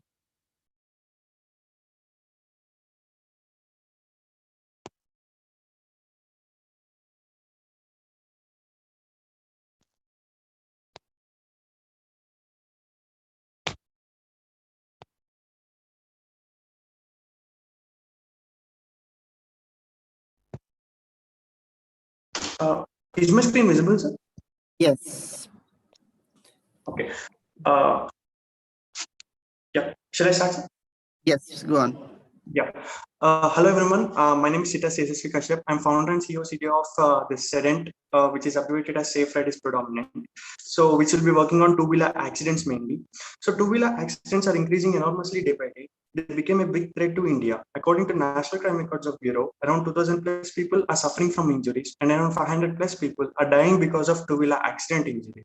So, the main problem which I am at the main problem in this drawback is because of these accidents, the persons are suffering from skin bleeding and bone fractures. But the major problem which I am addressing is sadness. If a head family of the person exposed to injury, not only he and she will be suffering from the injury, but the entire family will be suffering, will be thrown into sadness, like different aspects in financially, emotionally, in this kind of stuff for the complete entire recovery time. So this is the main problem which I am addressing. The solution for this causes the I've invented a unique innovation, a unique device to overcome this problem, which is known as SEDENT, abbreviated as Safe Ride is Predominant. This device consists of two main concepts. One is airbags in two-wheelers and another is seatbelts in two-wheelers, where this product saves each and every person who was sitting on the bike from injuries if an accident occurs. So the unique selling point, as we know, as there are n number of innovations out in the market on the note of airbags in two-wheelers. But unlike others, my innovation is a product-based innovation which is implemented near the edge of the handle and which get activated when it reaches to the unbearable position, or the bike or the rider falls to the left side or right side to his side. And I can say that this is the first innovation which brought the concept of seatbelts in two-wheelers.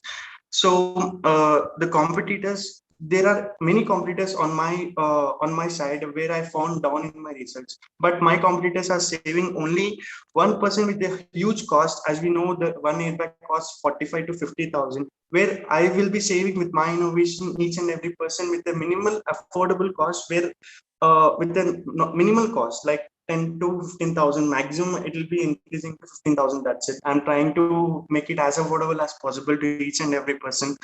So the target is like, as we know, there are huge number of two-wheelers on roads. As we go to road statistics, there are 206 billion two-wheelers on roads. But I will not say each this 206 billion two-wheelers are my target market audience. I specifically target few market where the people who are too old, who are fear of these accidents, and who are women. And the main target audience of my innovation are the persons who use two-wheeler as a main transport, as their main transport all over India.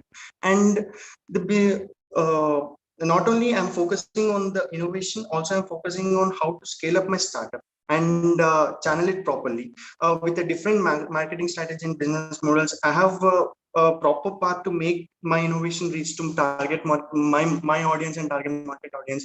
And as I've talked to many persons like professors, doctorates, and even I talk to my potential customers like TVS, Bajaj, and each and every stuff. They only gave a new they showed much interest on my innovation. And as I can say that even Micros is one of the India's leading airbag manufacturer company. We understood the problem. We understood what you are solving. Can you show us a picture of whatever you are trying to achieve? Is there a yes, sir. Let's dive into this product. Let's dive into my innovation. Where this completely this angle sensor takes the part of where it is placed near the edge of the handle, and when there is a situation when the bike reaches to the unbearable position to the left side or right side, this angle sensor sends the signal to this two-wheeler inflator, where this inflator charges inside the sodium azide gas, and it sends to the airbag, where you can see a two-wheeler airbag which covers the complete bike from the hand wheel to the rear wheel side. and it covers the complete footrest length to the person head, so that when the persons will be falling on the airbag and they will be not getting in contact with road, and on that the skin bleeding and bone fractures will be reducing. And the other thing is that seat belts in two-wheelers. So before the person starts his bike, he'll be buckling up my innovation of the seat belt. And if there is a chance of that some external source, he'll be hitting to the car or something opposite to him, he'll be not jumping from the bike. He'll be staying on the bike, so that my airbag will be saving him from the injuries. He'll be safe. So the second last, just a minute, just go up, go up. So the second last image shows the bike covered. What is that black object? This one, sir? Image. This one, sir? Yeah, this one. What is it projecting? Outlook of the seat. Once this both the seat belt holder and seat belt hook are placed in, it's an outlook of how seat looks, sir. Sure. Go to the next slide. Yes, sir. As I say, as this. So your 5 minutes are up. So if you have any things, we can wrap it up. Just go little down here. I mean, we are unable to view the whole slide.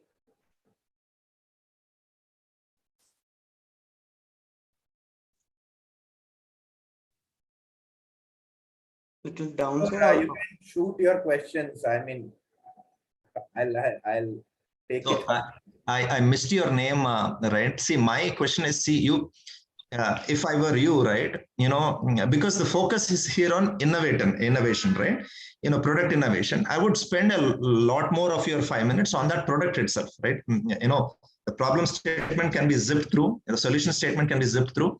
Really show people the innovation, because this is what I would assume that you would want to patent and you would want to work on or get money to support this venture, right? So I would spend a lot more time on that, right? To me, it's not very clear, how your airbag itself will envelop, right, a person from falling, right? Animation here could be a great part of your presentation. I would definitely would have loved to see that, right? Yes, sir. I have animations and POC or prototype and each and every stuff for that. But also, how many studies have you done? Where have you demonstrated? Did you demonstrate to any of the bigger customers? That sort of information also would be helpful as part of this presentation. Yes, sir. As I said, like I've exposed my innovation to Microsys, one of the leading business airbag manufacturer, and also Capgemini. They gave me an offer, that collaboration process of both companies, and they showed some interest on this innovation, sir. Yeah, but coming back to more fundamental, right? Have you patented it? Is there what is unique about it? Have you patented it? Is it patentable? What can you throw more insight into that? Yes, sir. I have patented this innovation. It filed patent. It is it has been published and it's now under examination, sir. And I have patents on this innovation. The innovative thing is that, sir, the competitors which I have right now, they are concentrating only on the persons of rider basis. So they're not concentrating on pinion rider or each and the persons who will be sitting on backside or something else. But my innovation will be saving each and every person who are sitting on the bike. So on that point of innovation, on the design part of innovation, I have patented my innovation, sir, and right now it's under examination. Okay. Anubhav, any other questions? Not much. I mean, not very much convinced with the part of having a belt on a two-wheeler, where I mean, don't know in which way the crash is happening, and I mean, if you want to keep the person on the bike, it might be it might cause more injury than saving. Say for instance, if there is a 99% of these accidents happen, either you crash into a big vehicle or a vehicle hits you behind. Now, if you are tied up, that means the vehicle will ride over your bike and you. So I mean, I don't know how you are trying to save, because that airbag concept you are talking about, by the time it switches on and it works, there is a model why it has not been explored in the area where these big players are there. Sometimes it's not about just because no one is doing it, I am doing it. There is a reason. You should understand why nobody is trying it. Maybe it is not possible to try. So good that you are working in the safety, but the solution that you are trying to build or the solution that you have built has limitations to its implementation in case of an immediate emergency, because you don't know in car why it is there, because the car is protected from all the sides. So it's good to lock the person inside and airbag comes out. Even if it topples, you are safely inside a structure. Here it is not that case. Here it is like the bike is open. If it falls on the road, it will screech and go till long distances after the impact. The airbag and all will just burst. So I don't know. Maybe I am not much experienced in this. So for me, it's not a workable idea. There can be other models of safety that you can explore, and the area that you are in, definitely there is a need of some safety, but this solution is not very convincing to me.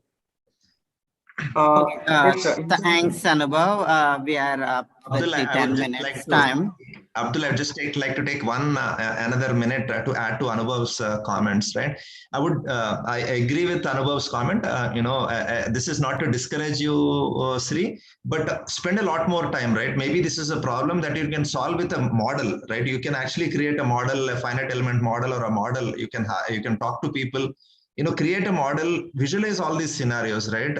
Why hasn't Volvo or any other players, right, who innovated on seatbelts in cars, they have not innovated on this, right? You need to do a lot more modeling, before you work on this, right? Before, this is something, deep and interesting, right? If you can solve this problem, but also a lot more work, a lot more, the right kind of talent needs to sit on this problem. I mean, when I say talent, I mean, you need to bring in, people of different expertise to work along with you to solve this problem. Thank you. Yes, sir. Based upon this, I'm ready with my model, sir, where I've built an MVP for that basic MVP, and I've tried myself where I've implemented to that bike and I found myself, sir, where it opened exactly where I've created my own angle sensor, where I dumped my angle. Exactly, it opened it, sir. That's a simulated accident that you caused. The simulated accident and real accident are very different. You don't know the person will hit you at what angle. You are on the T junction, or somebody is hitting you from behind or side, and how your bike at what speed it will fly if a truck comes and hit. So what you are talking about is a simulated accident that you tried, you fell, but it's not in control when the accidents happen. Most of these things are so immediate, and from which angle you will get hit, you don't know. So, I mean, I'm sorry, I have to stop here. I think SSV got the point. Sorry, Kishore and Anubhav and SSV. We are moving on to the next one. So we have Kalpana from Rainwater Project. Sorry, we are strict on time, so we are moving forward. Kalpana, can you? Yeah, Abdul. Hi. Yes. Hi. Can you please share your screen? Yeah, I do.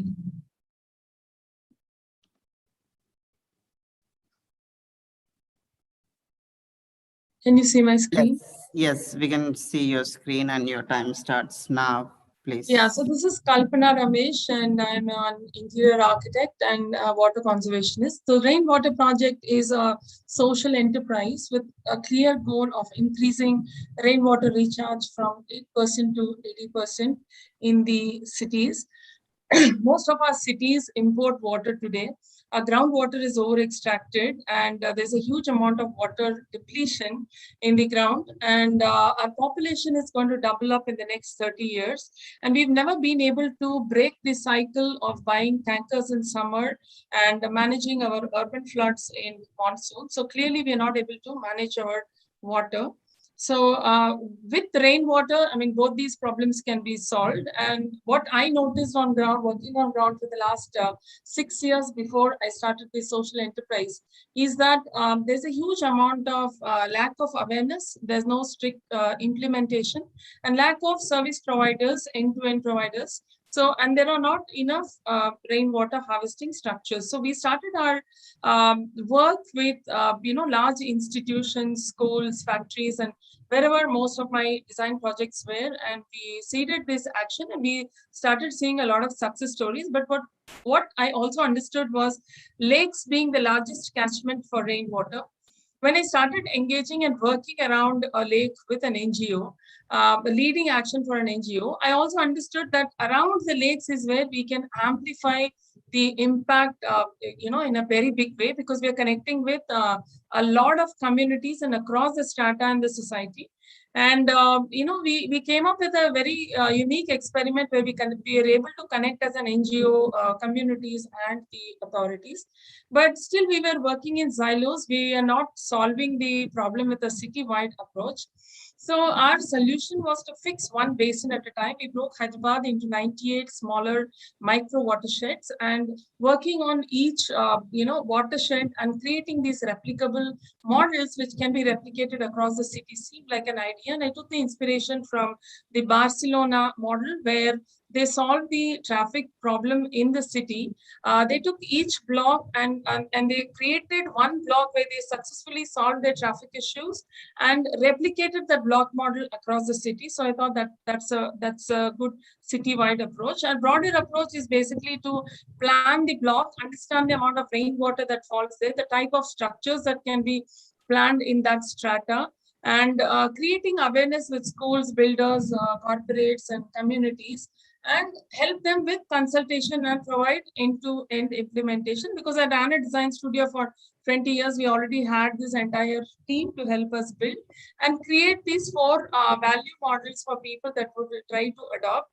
These are the primary elements of this super block: a lake and smaller water bodies like step wells and wells, and a large number of residential communities and complexes, and parks and roads. This is again where a huge amount of rainwater can be captured, creating sort of a sponge city, and connecting with schools, institutions, and inspiring kids, and also make the schools water positive. So we've been able to connect with Chirek, and all the 3 schools are zero discharge today.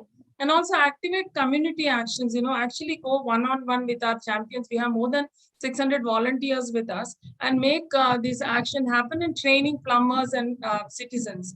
And this is our first super block model. This is about a 10 square kilometer stretch, and 4 square kilometer stretch we have already worked on, and there's still more work left here.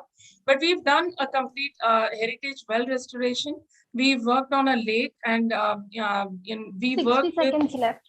Yeah, we worked with several communities around the lakes as well. And we've created a clear, visible impact, improved the groundwater quality, and very, very encouraging results from the first block. And we plan to replicate it in 5 other blocks.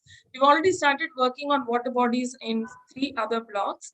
Our financial model is simply that as a social enterprise, we need to be sustainable. So we need the commercial model for our revenues with direct implementation consultation, and social funds we need for our awareness and actually making it happen for wells and lakes, where we also get funds from CSR, NGO, and other grants.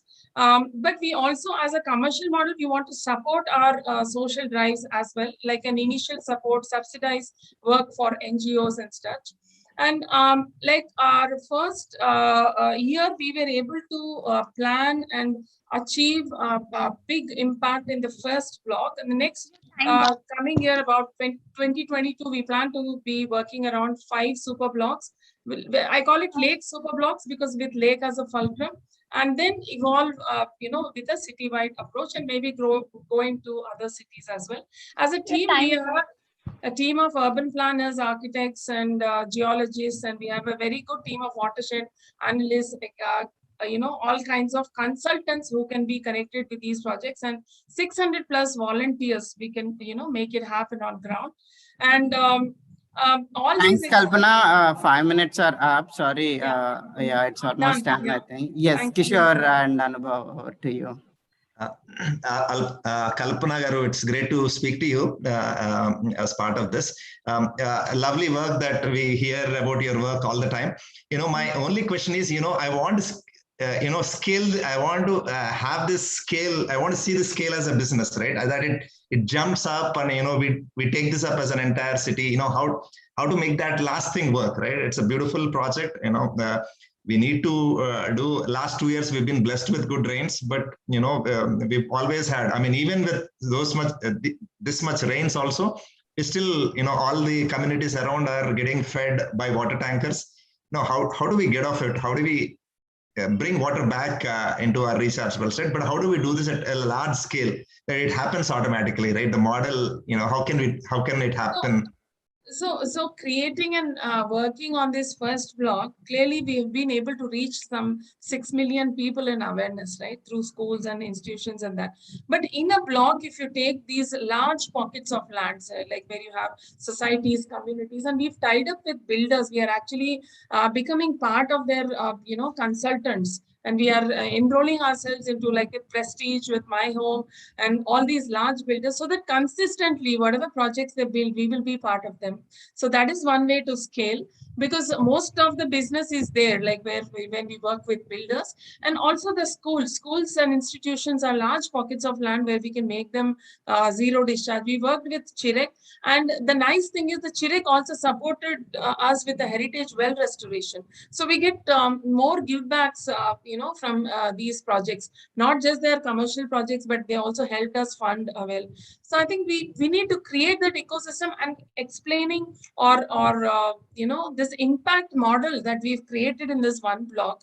We're still working on it and putting together a document. So I think that itself will inspire, and even before we made the document, many communities are approaching us and for like step well restorations or lake restoration. So I think the scaling will happen. It is already happening, but I think I look at it like if we get tied up with every builder and every society, anything that's water, they should come to the rainwater project to make sure they are zero discharge. We want to get there more like an urban clap model. So the marketing part of it, we are still building around it. But clearly our target is the builders and that ecosystem for us to scale. Thank you. Over to you, Anubhav. I mean, okay. So just to be like, I mean, I know her very well and her initiatives also. So since we are on a professional platform to give some feedbacks and understand the models better. So I have only two questions. One, is there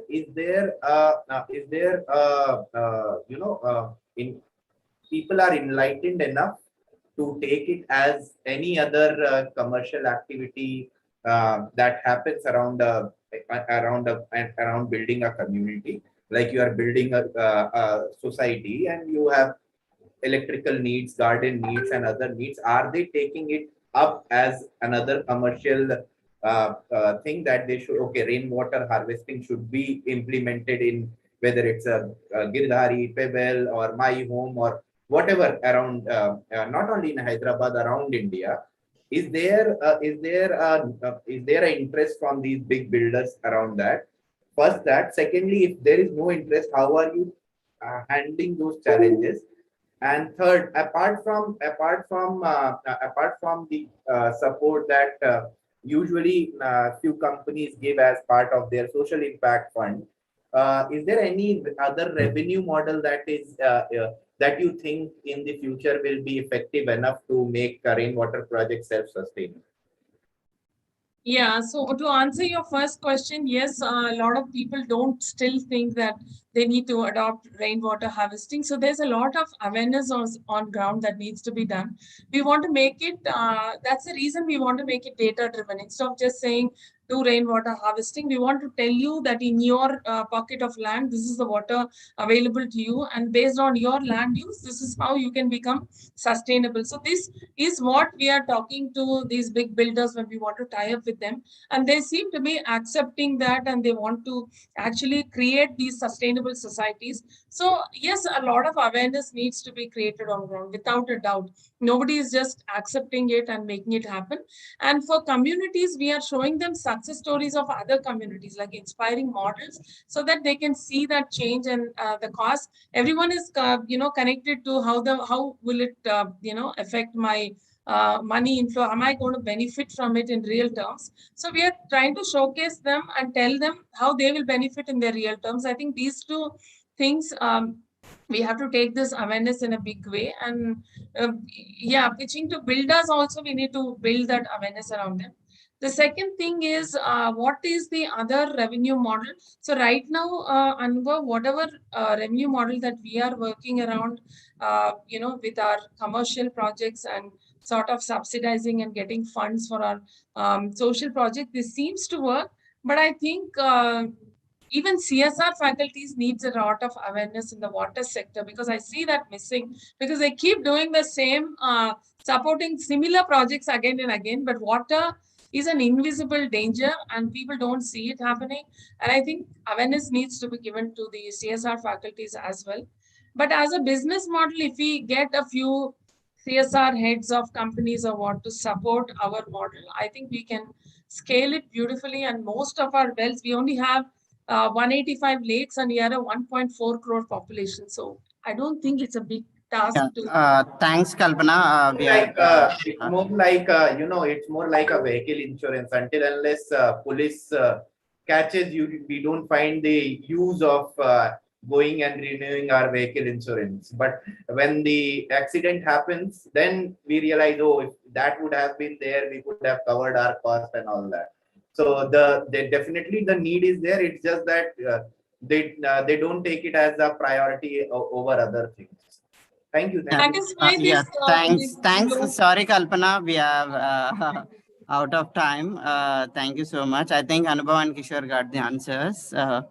So we are moving next. So we have Anupama from Mayuk. Anupama, you can unmute yourself, share your screen. Yeah, I requested the Misfits team to display my slide. Before that comes, let me introduce myself, Mr. Anubhav and Mr. Kishore. Glad to see you as jury. I'm Anupama, the founder and CEO for the Mayuk. Could you please display my slides, Anupam? Us to do that. Anupam, are you doing? Yes, I'm doing that. Okay.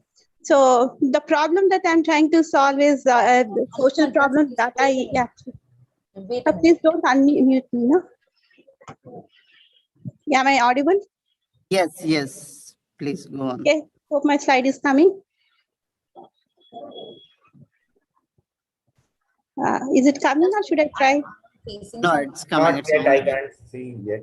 Oh, the problem that I would present here is a Dhanasiddhi platform, named it as Dhanasiddhi, because I saw many people, especially in urban cities, struggling, the daily wages struggling for the small loans. Actually, before the slide comes, I have been struggling with this problem for the last 2 years. I've spoken to different people from the users and as well the potential customers. I've learned, and I probably would love to speak more than the slides, but let me share the slides. It hasn't come. Abdul, could you please help me? Just a minute. I'm facing some issue. Mayuk is the slide name. Just a minute. Here it is.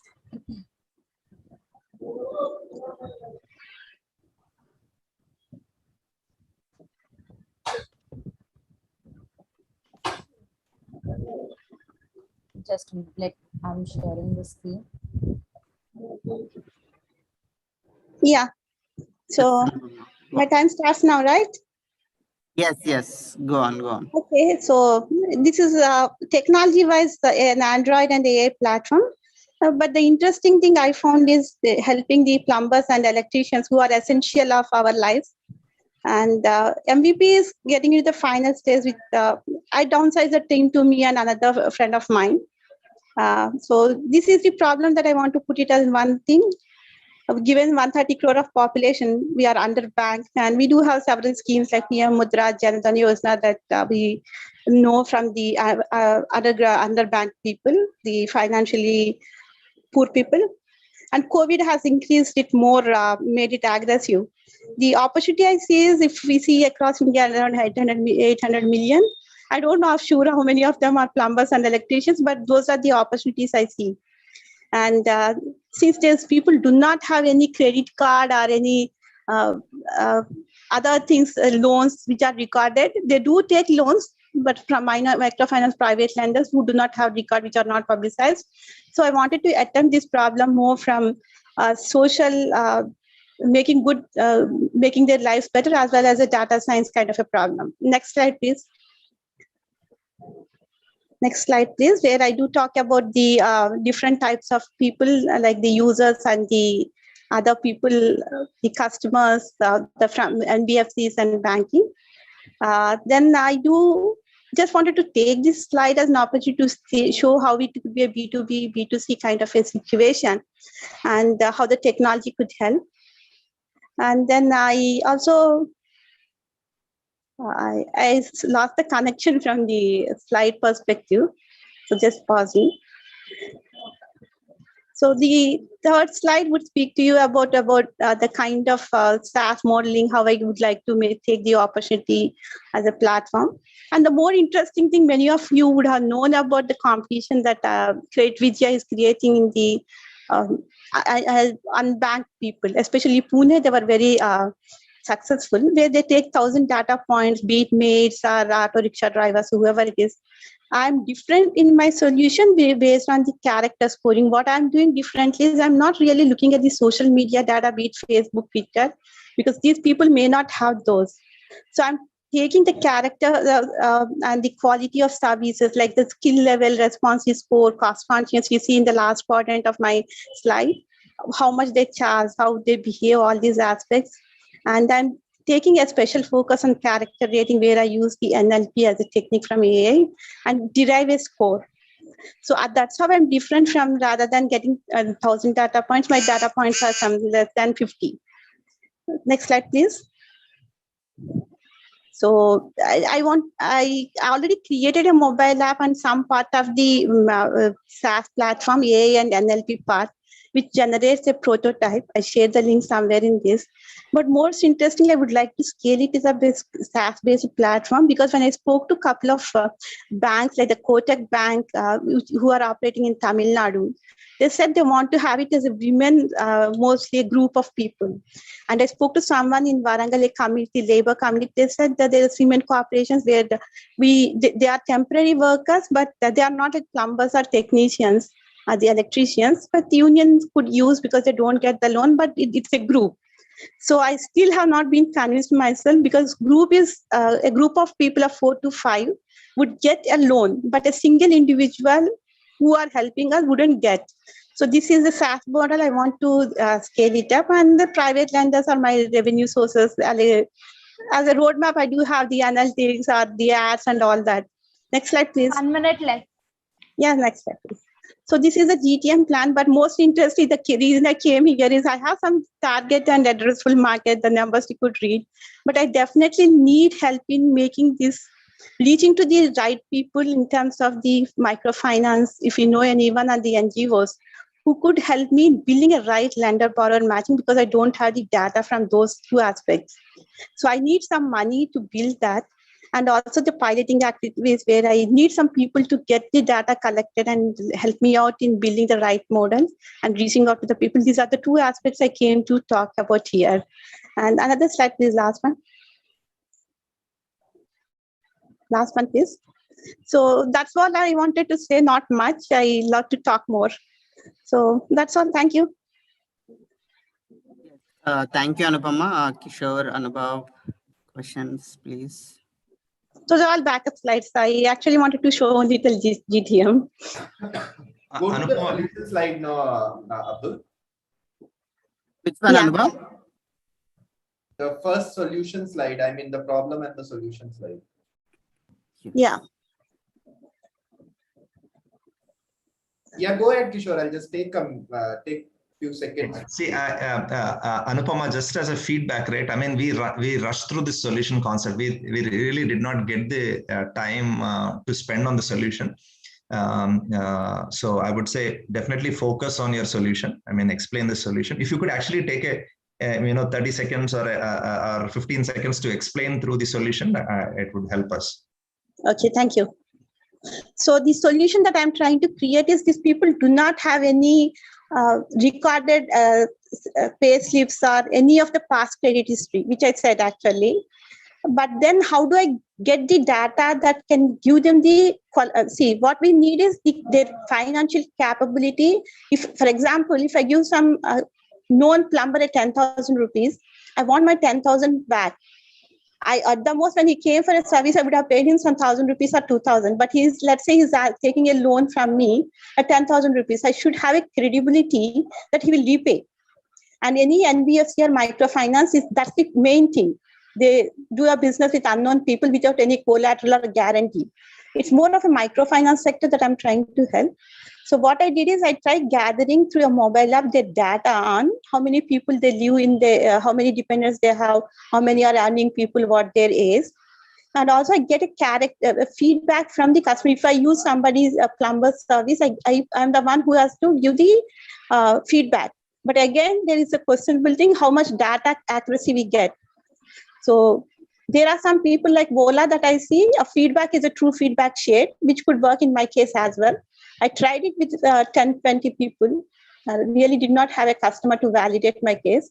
So what I'm saying is a hypothetical based on other apps that I see like Vola about the customer feedback. So in the absence of any of the documentary thing, I'm trying to gather the data and prove the data that a person, when some person has delivered a work, that the work is what we say is trustworthy, and he can deliver the work as well as the money that he took as a loan can be repaid. Okay. Let me simplify this. You are saying you are creating an alternative CIBIL platform for people who don't have CIBIL. Sort of, yes. So that's the easiest definition that you can give. I put it in the slide one, but I rushed up when I presented. There are too many things that you are trying to cover in this. You are creating an alternative credit scoring platform, right? With the use of data of people who are not mapped. Correct? Right. So whom are you going to, who is going to use this? The users are the individual electricians, plumbers living in urban societies. But who will, you didn't get, who will use this credibility to give money to them? The NBFCs and microfinance companies, private microfinance companies. Did you talk to them? Is there an interest that they can use any such platform? I spoke to two companies, two banks. So are they going to use something which is not approved by the government and on the credit scoring platform? Because all these private lenders are ready, but the issue is this model that I'm proposing is not there right now. That's the reason I spoke about Credit Vidya, which has tied up with 50+ banks. The way they work is with people who are regular at work, the maids that are hired through an agency or something. Here I'm talking about an individual in the society. So when I spoke to the couple of financiers, one is affiliated to Kotak Bank, what they told me is they're giving such loans to a group of people, 5 or 10. Like if you know the self-help group that women are created, likewise they are saying a 5 people group with similar work, if they're group, they can create. They can lend the money. The business model for the microfinance lender is if one defaults, all the other 4 people in that group are made to charge. It's penalized. That's the problem. I mean, the solution is only good enough when people start using it. So I think we would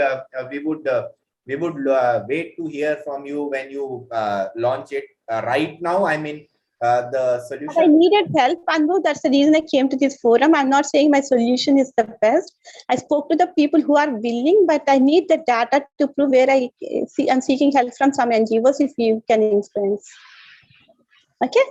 Anupama, how would customers come? How would your electricians, plumbers come onto this portal? Why would they come onto this portal? What are you giving them? I actually during the COVID time, every state has published some of the numbers of the electricians and plumbers, and even if you see in GHMC disaster fees, they are there.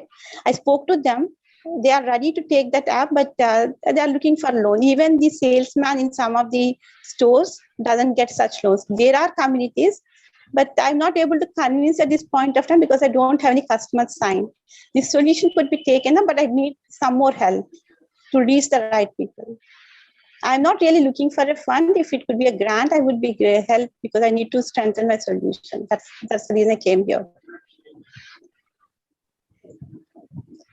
Any more questions to me? No. Thank you, Anupama. Thank you. Yeah, okay, thank you. So we have Chandrasekhar from Biofuels. Hi, Chandrasekhar. You can share your screen. Yeah. Yeah, thank you, Abdul. Hi, Kishore and Anbo.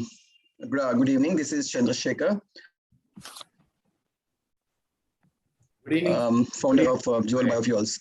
Our mission, hi, good evening. Our mission is to fertilize the planet with plant fuels to reduce carbon fuel emissions by 80%. So we are, our vision is to become the most innovative tech-enabled low-carbon fuel company.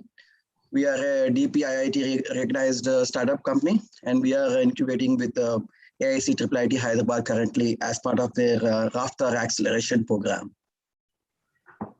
So a very high-level problem that we're trying to solve with Jewel Biofuels is changing climate, which is one of the top problems across the world, and because of carbon emissions and water pollution and foreign exchange loss, because India, we are dependent upon 70 to 80% of crude oil we imported from other countries. And because of that, we have energy security issues, and industries, they don't have any alternative fuel solutions, so they are dependent upon fossil fuels. So this is a high-level solution. We want to convert waste into biofuels, because biofuels are clean energy, it's a renewable energy, and it impacts the health of citizens.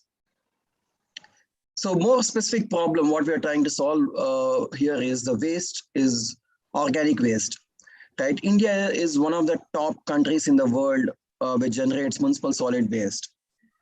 We generate around 277 million metric tons of municipal solid waste. Around 50% of that is organic waste.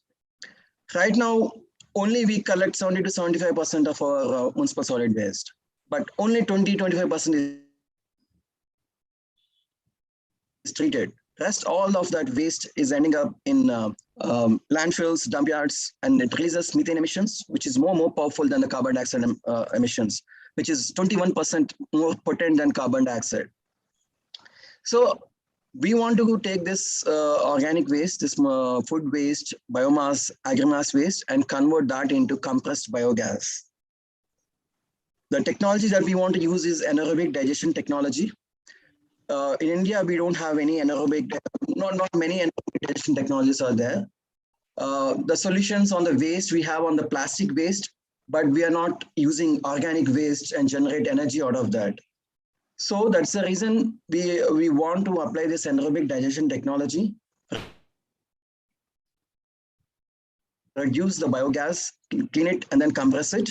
And also the byproduct that we get out of this anaerobic digestion technology is digested is also an organic fertilizer, so which is beneficial to us.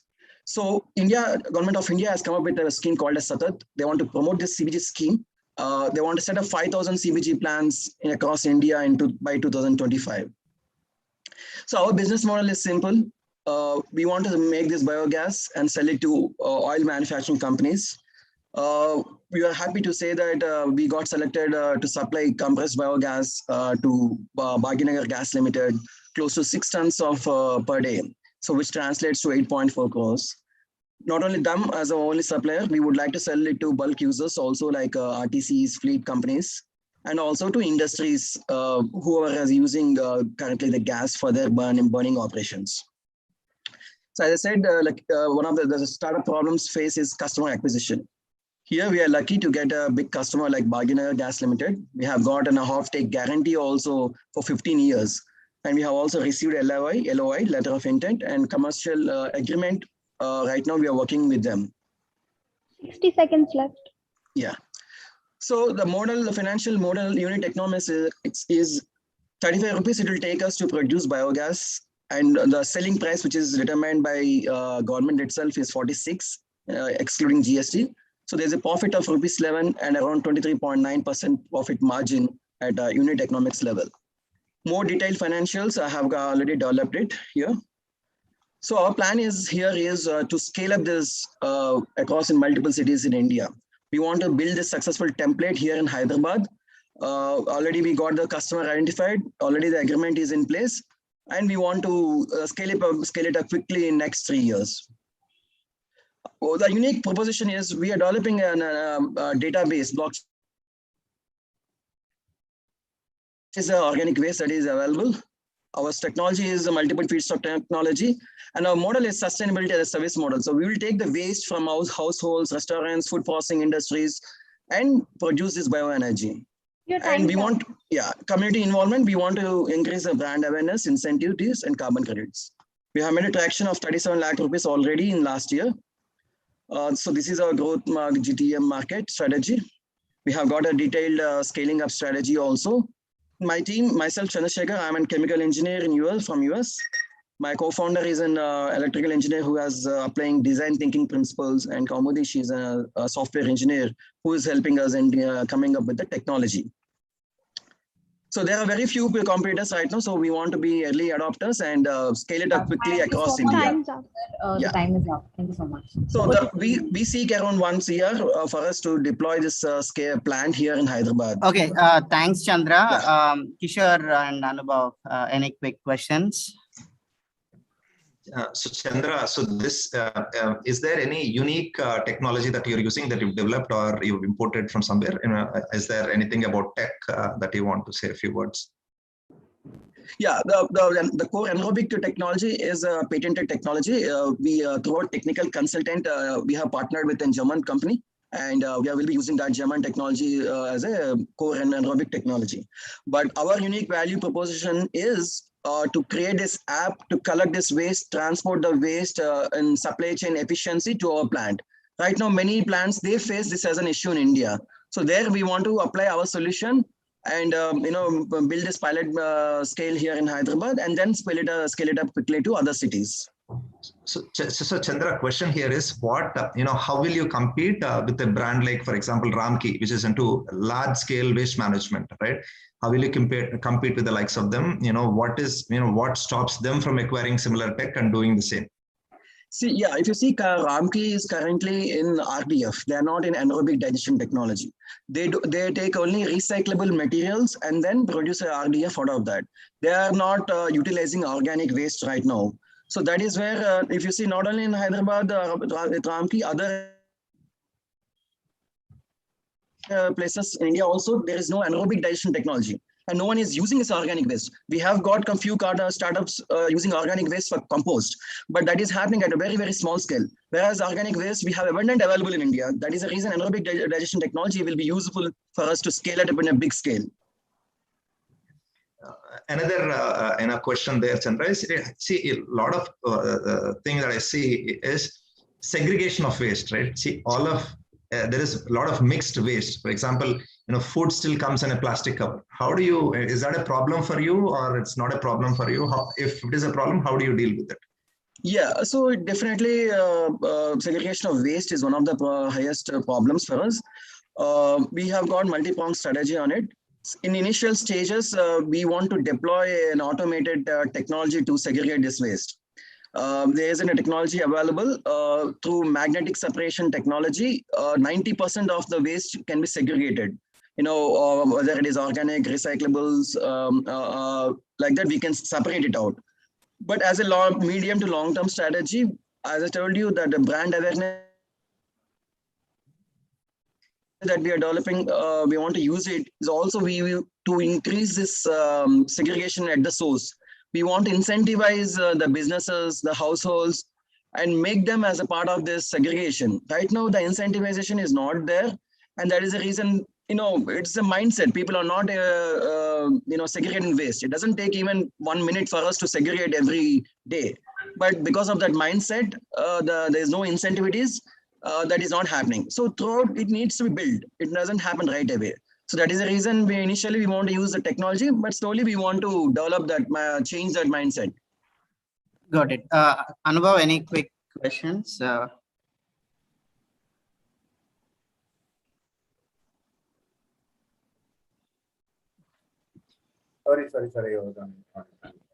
So, Chandrasekhar, I mean, see, uniqueness is still not a very major factor here that I can see.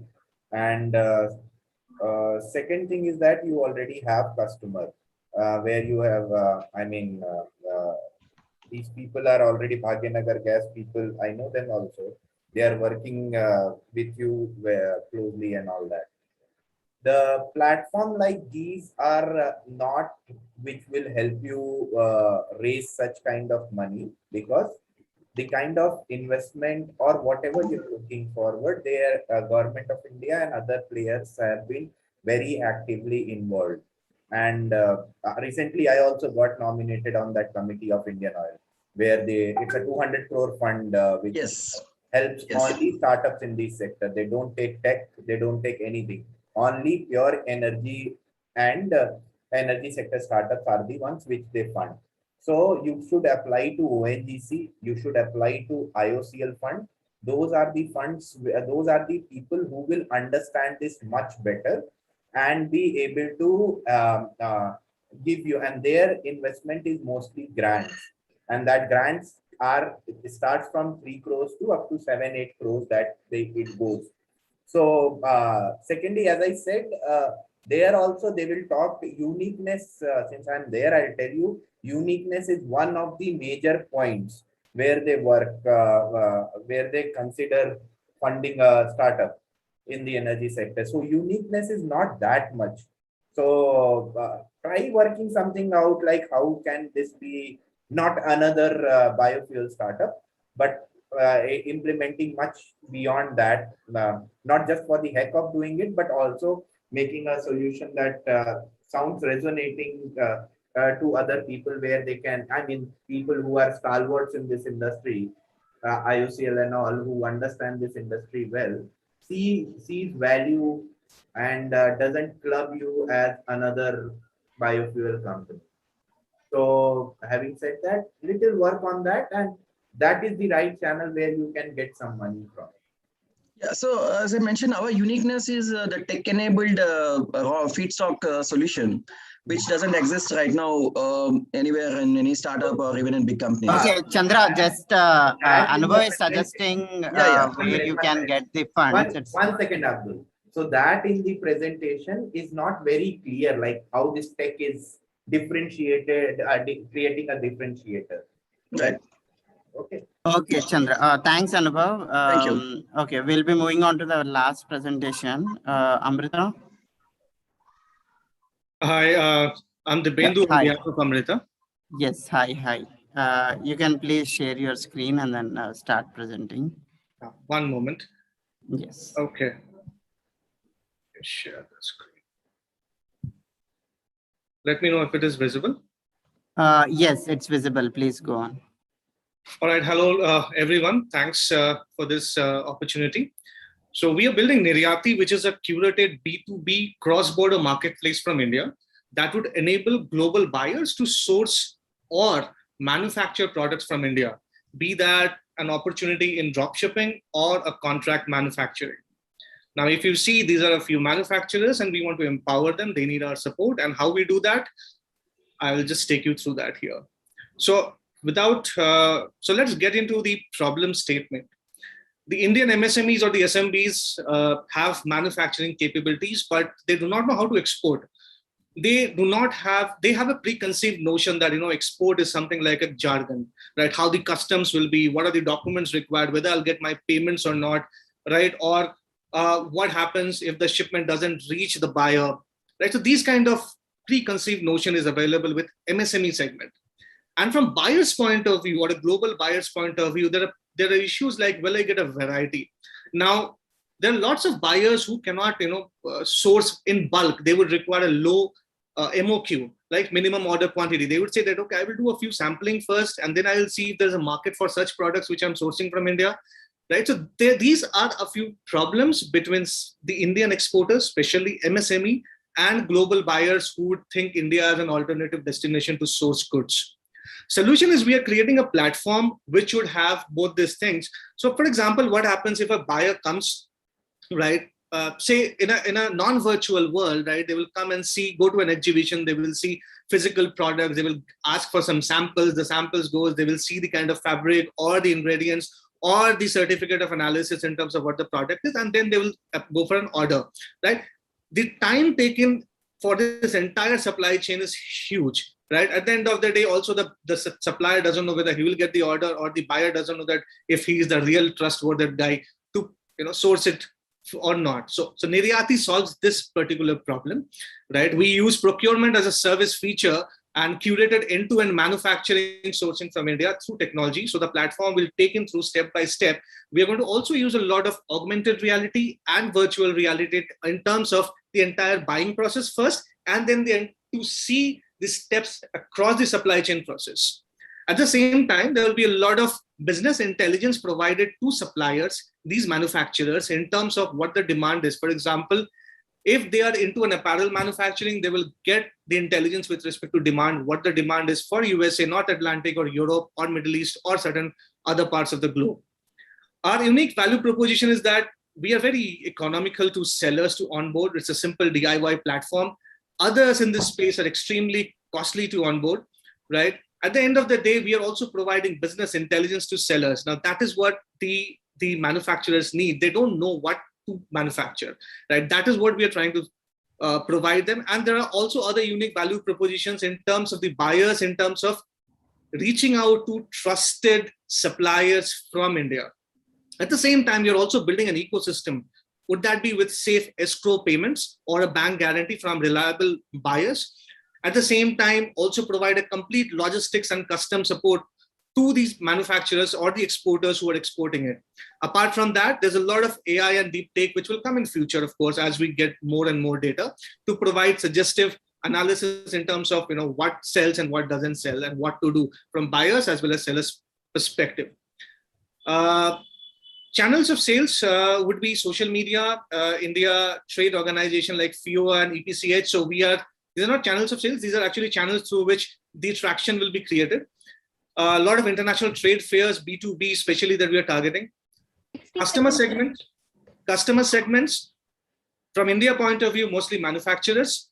From buyer's point of view, it could be retailers or wholesalers or private label brands who would like to source products from India. Revenue streams, direct revenues would be from seller subscriptions, buyer personalized fee, service fee, sales commission from a B2B or a dropship point of view, ad campaigns within the platform, banner display ads. Alternate revenue channels would be because I am providing logistics aggregation, OPGSP, payment commission, warehousing, soft loans, export training programs, and other things. Cost is mostly salaries and marketing. Our MVP stage is done. Market size is huge, and very few competitors in the market as of now. And a little bit about myself, come with 16 years of experience in the last 6 years trying to solve cross-border e-commerce from India. Been a part of early Shopify launch team, ShipRocket, ShipLite, Primacella, been into omni-channel solutions, building solutions around retail, e-commerce, cross-border e-commerce. Thank you so much. Any questions, please? Kishore, Anubhav. Sorry. Sure, would you like to go first? I'll see if I can take a cue from there. Sure, Dibyendu. So Dibyendu, well presented in a crisp fashion, I would say. So what does it cost for a seller to be on your platform today? An MSME, what does it cost them? As I understand that this is a kind of a social venture also that we are trying to do. There is no cost per se for a supplier to onboard as of now, right? there's no subscription for the next 3 years per se for any merchant to onboard on my platform. At the same time, the first 3 transactions, we do not charge anything to the Indian suppliers. We want to boost exports. We want to enable and empower Indian merchants to export more and more. So if there's no charge from enablers like us, they get the motivation that, okay, I'm getting an export at the same time, there's no cost. But yes, at a long term, there are. That's my question for now. Anubhav, you can. Okay. So you are making a platform, or you have made a platform that will help Indian seller to export, right? Right? Yes. So why the name is Niryati? So I was thinking, Niryat usually means import, right? And I was thinking like, okay, he's enabling outside players to come and sell in India. So it's the other way around, right? No, I think it's a miscommunication. Niryat is a Sanskrit word for export, not import. Right. So if you see Niryat Bhavan, which is in Delhi near Air Force, if you go to airport, maybe. Right, you will see Niryat Bhavan, which is also FIO, Federation of Indian Export Organization. So Niryat is actually export. Now we thought that we might have some issues with Niryat because that is a word which is a generic word, right, in terms of trademark. So we thought let's add a suffix as an I. Okay. So it could be Niryat from India, Niryat to international, or Niryati in search. We say a slang that Niryati aap to exporter ho, right? So we thought of keeping the name as Niryati from there. Okay. So now coming to the point of trust factor, a lot of these sellers who are currently listing their products and all on Shopify, and I have faced one, so I know. So a lot of fake products are being sold. How do you get into that trust factor? You are also a new player with a new existence in the market and a digital presence which nobody has heard of. What is your market entry strategy? How are you entering the market? Are you talking about validating the suppliers? Is that the question? Not validating the suppliers, kind of validating the suppliers, but more so building, because all the products are being exported. Right. India has a question mark already on the trust factor coming in. Right. Now, apart from keeping the nationalist, syndrome side, let's look at a practical picture. A person selling something, whether it is authentic or not, how do you build that trust factor in the customer? Your validation, you are not Supreme Court of India, or you're not anybody which can spam. I can guarantee, I can list 10 products there and I can say I'm the mediator. I guarantee tomorrow 5 people buy that product, I shut down the website, it's gone. There is no validation. How are you building that trust? Now, before I answer that, let me take you through the path that we have 2 product offerings, right? One is the entire custom manufacturing, B2B part of it. Another one is a dropship model where global retailers, they come and they see that, okay, these products are good, single products. They buy it and route it directly to their buyers. Maybe an American guy, and the buyer is in Mexico, right? So we ship it from here directly there. So these are the 2 product offerings. The problem that you said will come mostly in the dropship part of it, not in the B2B, because in the B2B, we will have a third-party inspection, which is recognized. So whenever there's a lot that is moving in, there will be a third-party inspection. There's a quality inspection, and then it goes for custom clearance. Custom clearance also goes through a checkpoint. Then they provide the custom shipping bill, considering that these are the products which doesn't have any problem in terms of exports. With B2C, or I would say the dropship part of it, right? Where, for example, there could be a manufacturer who has listed a few products. Now he himself would have reached out to a buyer and said that, I cannot send you sample. The samples are listed in this Niryati platform. You just go ahead and order it. It will go directly to him. In this case, what happens is, as of now, we do not have a mechanism to go ahead and open it and check it, right? So what will happen is directly the supplier will send it to the buyer wherever it is. Once we raise our funds, we will have a sortation center in 3 different places. One is in Mumbai, another is in Delhi, and third one is either in Hyderabad or Bangalore. The sortation center, what happens whenever there is an order, the product will first reach the sortation center warehouse of Niryati. where we would go ahead and inspect it ourselves and then repackage it in Niryati's packing and then ship it across. Right. So this is where, we check it. But as of now, we don't have that mechanism in terms of that checkpoint. Not very difficult thing, probably a warehouse space somewhere in Kompally, right? I could maybe 1,000 square feet of area to start with, right? Have a couple of guys, all the orders from across India comes there, opens, right? And then probably, we do a custom clearance from the Hyderabad airport and then it moves. So whatever you are doing, I mean, in the interest of time, before Abdul comes and zips me up. So whatever you are doing is something what AliExpress or India Mart has been doing. Now, India Mart is not. India Mart is not. India Mart is a glorified yellow pages, boss. It doesn't add any value to an export. It does have an export wing. It does have a trust factor. Now, for example, today if Tata starts an export business, the trust that people will have on Tata's export business, then your platform is different. So if that is one thing, I mean, where you are addressing, lot of thing is lacking there. I definitely agree to you and 100% to you on the market. But the validation part, from the customer side, until and unless it happens in the real time, it is all a hypothesis for you. So it is not a hypothesis. It is not a hypothesis. Hey. Sorry, I know it's a healthy conversation building upon, but Abdul, 3 seconds, 4 seconds. It is not a hypothesis. The problem is solved as soon as the product comes to our sortation center and we inspect it and then probably dispatch it through our logistics channels, right? Instead of seller shipping it directly. It's not a hypothesis. It is proven. It is just that I need some funds to, get the warehousing. Cool. One more question. More question. How do you ensure that the seller gets paid? Okay. So there are two things to this. One is Indian RBI doesn't have this proper escrow rule where it says that within 48 hours, the remittance should go to the supplier. Now, what happens is I am now partnering with an OPGSP partner in Singapore so that we can hold probably, the remittance for at least 1 month till the buyer is satisfied. With India, it is not possible. So we have spoken with few OPGSP partners in Singapore.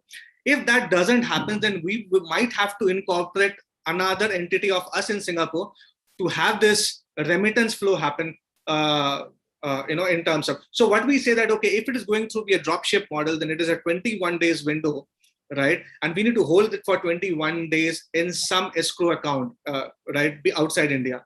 So we have spoken with partners, and I'm sure we could that's not a challenge anymore.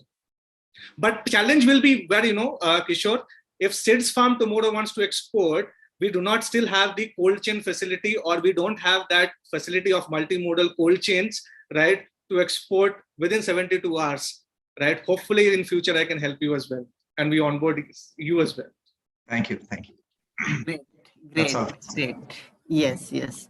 Wow, that was an amazing session today, or pitch competition. So thank you, Kishore and Anubhav. It was great. So this is one of the few presentations or the competitions I have enjoyed thoroughly. Kishore and Anubhav, the great insights you have given, and it's a healthy conversation building upon. Just 2 lines, I'll close it. I know we are running out of time. So the comment, I don't say these are comments, these are suggestions given by the jury. So many of you are first-time presenters or just idea you have. So when you pitch, you just keep a timer before any pitch competition or any presentation and then run through it a number of times so that you know when is the slide you're gonna get. Like for 2.5 minutes, this is the slide I am at it. So just do a little bit of practice, and then we are not judging any of the startups here. It's on record. So we are just suggesting you, and we have seen the market, and these are experienced people. They know they are in the startup world with a decade of experience. So they know what works and what doesn't work and where you need to focus. So for few startups, they have given the financial suggestions, for few the idea itself, for few market model. So there is a complete business picture they have given here. So thank you, and Anubhav, you are a deadly combination. So I'll keep you inviting again and again. Thank you so much for your time on the weekend. Over to you, Abhijit. Absolutely. Thank you very much. That was a phenomenal series of presentations. Thoroughly enjoyed it. So very, very happy to see such diverse and amazing ideas. And thank you, Anubhav and Kishore. Just like I was blown away by the insights. Uh, it was great to hear. I think it's been a learning evening for all of us. And I'm sure everyone on this call today got something to take away from the insights that a phenomenal jury has shared. So quickly taking it to the next level. So that was our Misfits. Those were some amazing presentations that we curated over the weekend. And thank you everyone for joining in. I'd like to thank all our global partners. So there's a lot of benefits that are coming your way as part of Misfits, and we'll be sharing this over the next couple of weeks, and also definitely announcing the top 2 Misfits that go from the central region to the global pitch now. So that communication will happen over the next couple of days as we discuss with the jury and partners and announce them. But in the meantime, I would like to thank all the partners, Crowdera, Impact Pod, ESL IMT, Will that's supporting us, Mud Impact, and definitely our regional co-hosts, right? Global Shapers Hyderabad, AIC Triple IT Hyderabad, and CoKarma, the co-working space. So thank you very much for all the support that you've provided, and really, really grateful to see such amazing participants coming in to us. And that was Misfits, the regional event. And we have just started. This is the first in the series, and we will now, starting with the Hyderabad region, we will be going across to the entire Southeast Asia. Tomorrow we travel virtually to Northeast India, and we have a phenomenal set of participants, Misfits, sharing their ideas with us. And we have an amazing ecosystem that's come together to support us. So all of you, I would really encourage that, why don't you come and join the Misfits tomorrow as well, and see what people are doing in other regions. Maybe there could be more collaboration opportunities for all of you. And with that, I would like to close, say, let's be the change maker that all of us are, right? So thank you very much. And thank you everyone for joining in. That was a beautiful evening. And I really hope that all of you enjoyed this session.